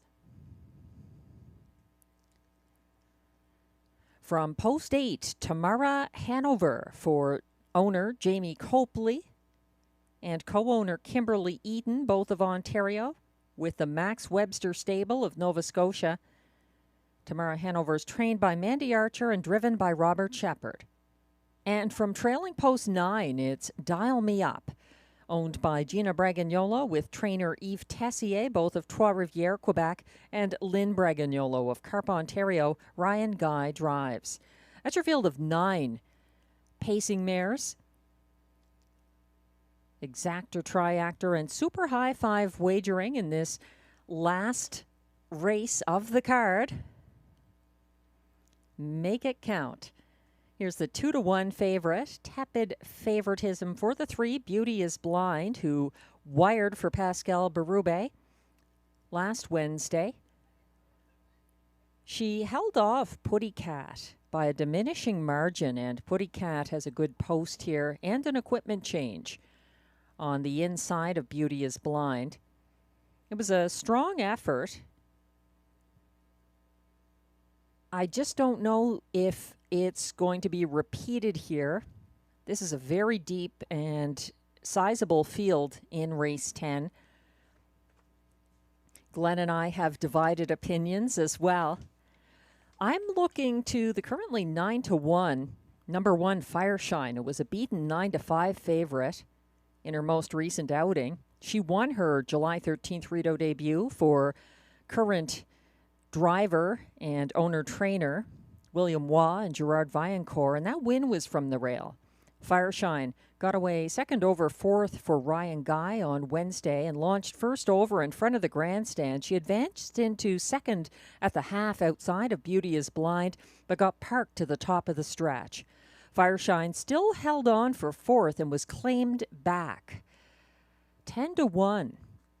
Very good odds on Fireshine, who does have a claim entered here in our last race of the night.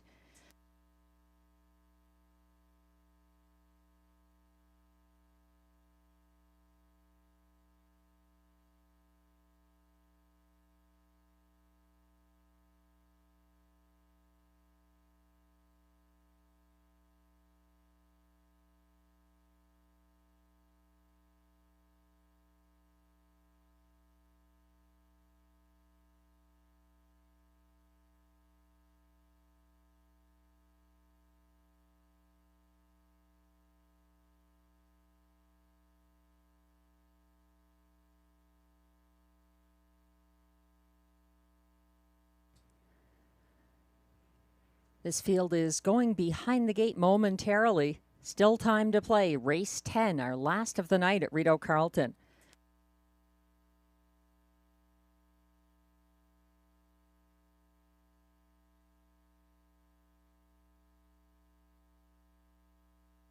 Starter has called the field for race 10.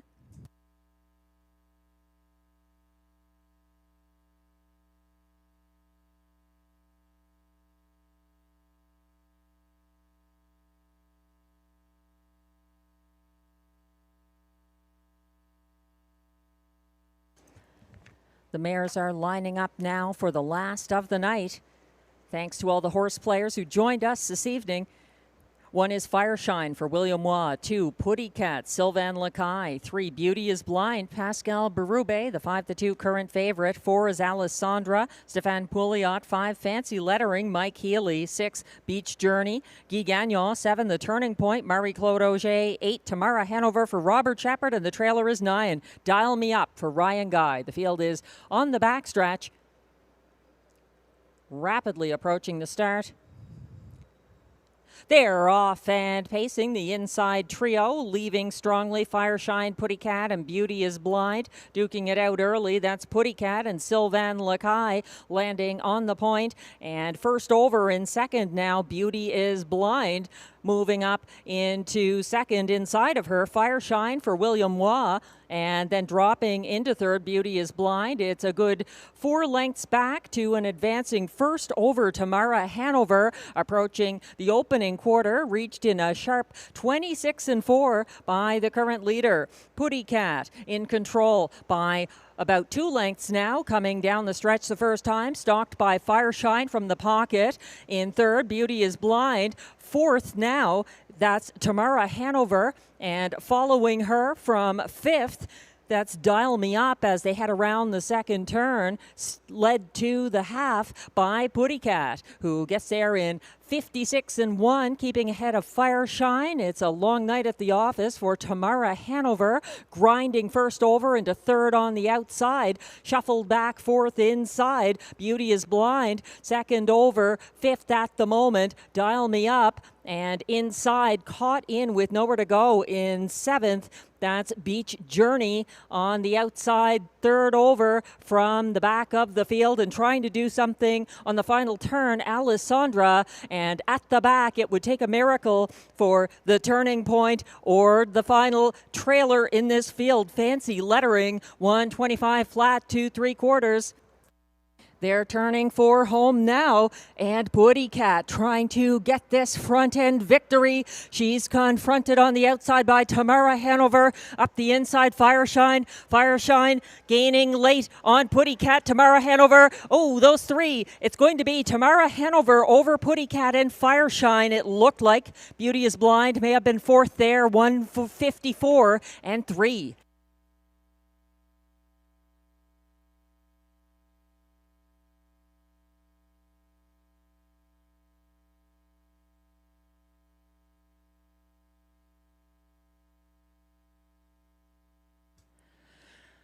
A thrilling stretch drive with numerous contenders firing late here.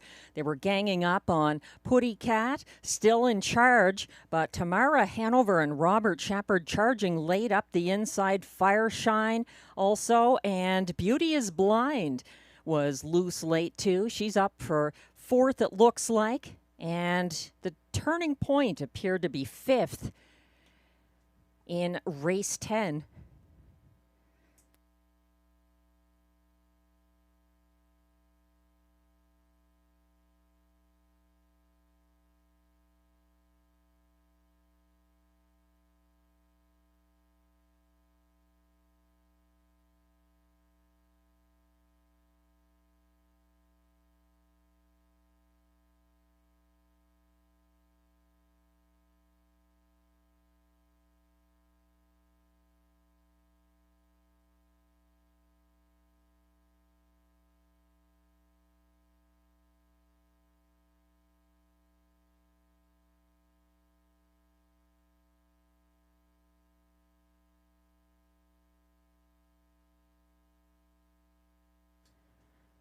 The unofficial top 5 are now displayed for race 10.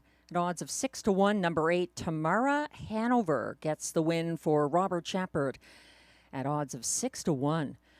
Finishing second, number 2, Putty Cat. 1, Fireshine was third, ahead of 5-2 favorite number 3, Beauty is Blind, loose late for fourth, and completing the high five was number 7, The Turning Point. 8-2-1-3-7 in race 10. Please hold all tickets.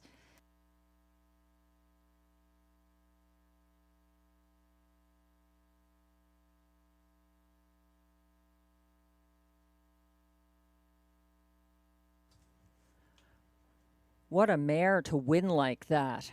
Unofficial race 10 winner, number 8, Tamara Hanover, a 4-year-old bay mare by Artspeak out of Transfer Hanover, owned by Jamie Copley and Kimberly Eaton of Ontario with the Max Webster Stable of Nova Scotia, bred by Hanover Shoe Farms Incorporated of Pennsylvania, trained by Mandy Archer, driven to victory by Robert Shepard.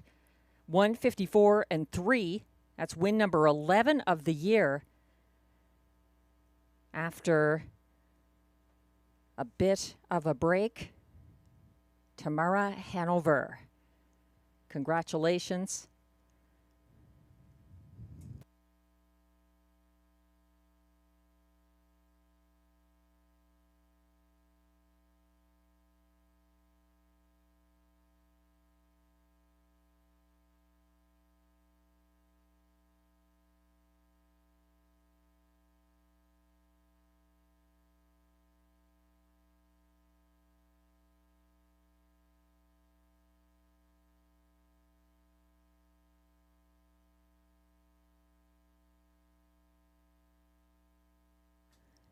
Jamie Copley has told me before how much she likes those Artspeak mares, and there's another example. Tamara Hanover with that game first over trip for Robert Shepard, adding to her win total from the toughest post to do it from, post 8.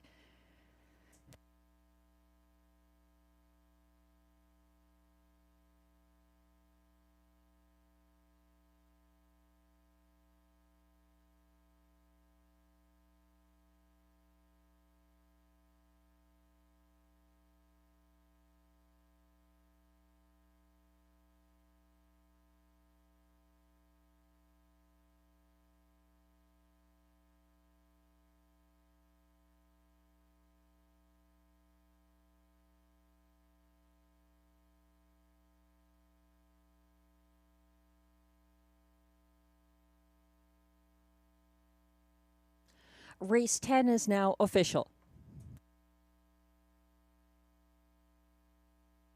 Prices are posted for race 10, where number 8, Tamara Hanover, returns $14.90 to win. The $2 8-2 exactor pays $99.90. The $1 pick 3, 628, 3 of 3, $227.25. $582.45 for the dollar pick 4, 1628. The $1 pick 5, 21628, 5 of 5, $12,999. The 20-cent super high 5, 82137, returns $691.61. The $1 triactor 821, $174.20, and it's $324.60 for that $2 late double.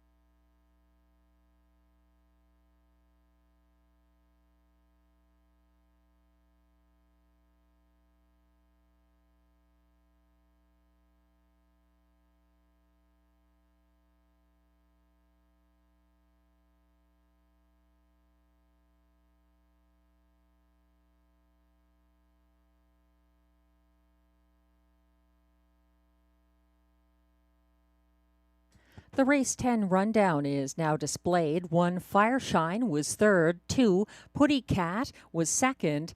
5-2 favorite number 3 Beauty is Blind was loose late for fourth. 4 Alessandra finished sixth. 5 Fancy Lettering was eighth. 6 Beach Journey seventh. 7 The Turning Point fifth. 8 Tamara Hanover, a first over winner for Robert Shepard at odds of 6-1. And the 9 Dial Me Up finished ninth. From the top down, your program should read 3, 2, 4, 6, 8, 7, 5, 1, 9. The fractions 26 and 4, 56 and 1, 125 flat, 154 and 3 in seasonal win number 11 for Tamara Hanover.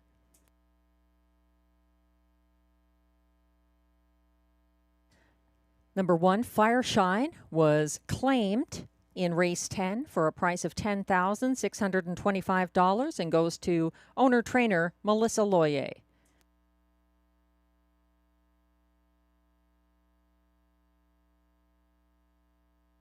And that concludes tonight's 10-race card coming to you from Rideau Carleton Raceway in the nation's capital.